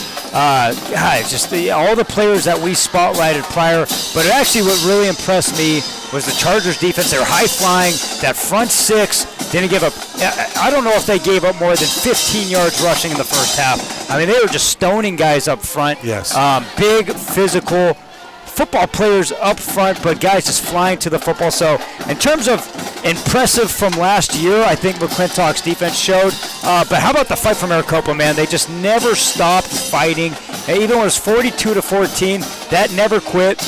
There's evidence in the 3 touchdowns that they had that were not from the offense. Offensively, they kind of clicked late. I think Cardona's an absolute stud, dual-threat quarterback. I would like, and you mentioned this, like to see the running game get going a little bit more efficiently in the first half. At the end of the day, Camone Jackson was the best player on the field, and he could not be stopped. Yeah, he was Heisman-esque, if you will. He was Ed Doherty-esque, if you will. He was magnificent every which way. We'll say a little prayer tonight for Khalil Bender. He's down there on the field walking around. Looks like maybe he's got, we'll just play doctor on TV for fun. Maybe a knee contusion of some sort. It was easy to get him off his feet, but for a guy that's supposed to be on crutches, he's walking on his feet a little bit over, isn't he? Yeah, he looked good there. I just watched him walk around the 30 to the 15. But yes, you never know. Hopefully he's all good because that's a really special receiving corps. Jackson Knudsen, 6 touchdown passes tonight. He was fantastic. He counted for another one on the ground. It was too much offense for McClintock tonight. They win it under their head coach, Micah Fell. The Chargers begin the season in the 5A conference at 1-0. And for Tevin Rutherford's team, as Cody pointed out, no quit in this group, a very resilient group, and their special teams was on point tonight. It looked like they'd been playing their special teams was in mid-season form tonight with the block punt, pick 6, and a fumble return. They were outstanding defensively as well. So great game here, a long one, but certainly very entertaining. For Cody Cameron, I'm Kevin Derryberry for our outstanding broadcast crew here tonight on the Zone 48 Broadcast Network. We thank you for watching. We look forward to seeing you next week at Chandler High School from Austin Field. Same time, same channel, right here on the Zone 48.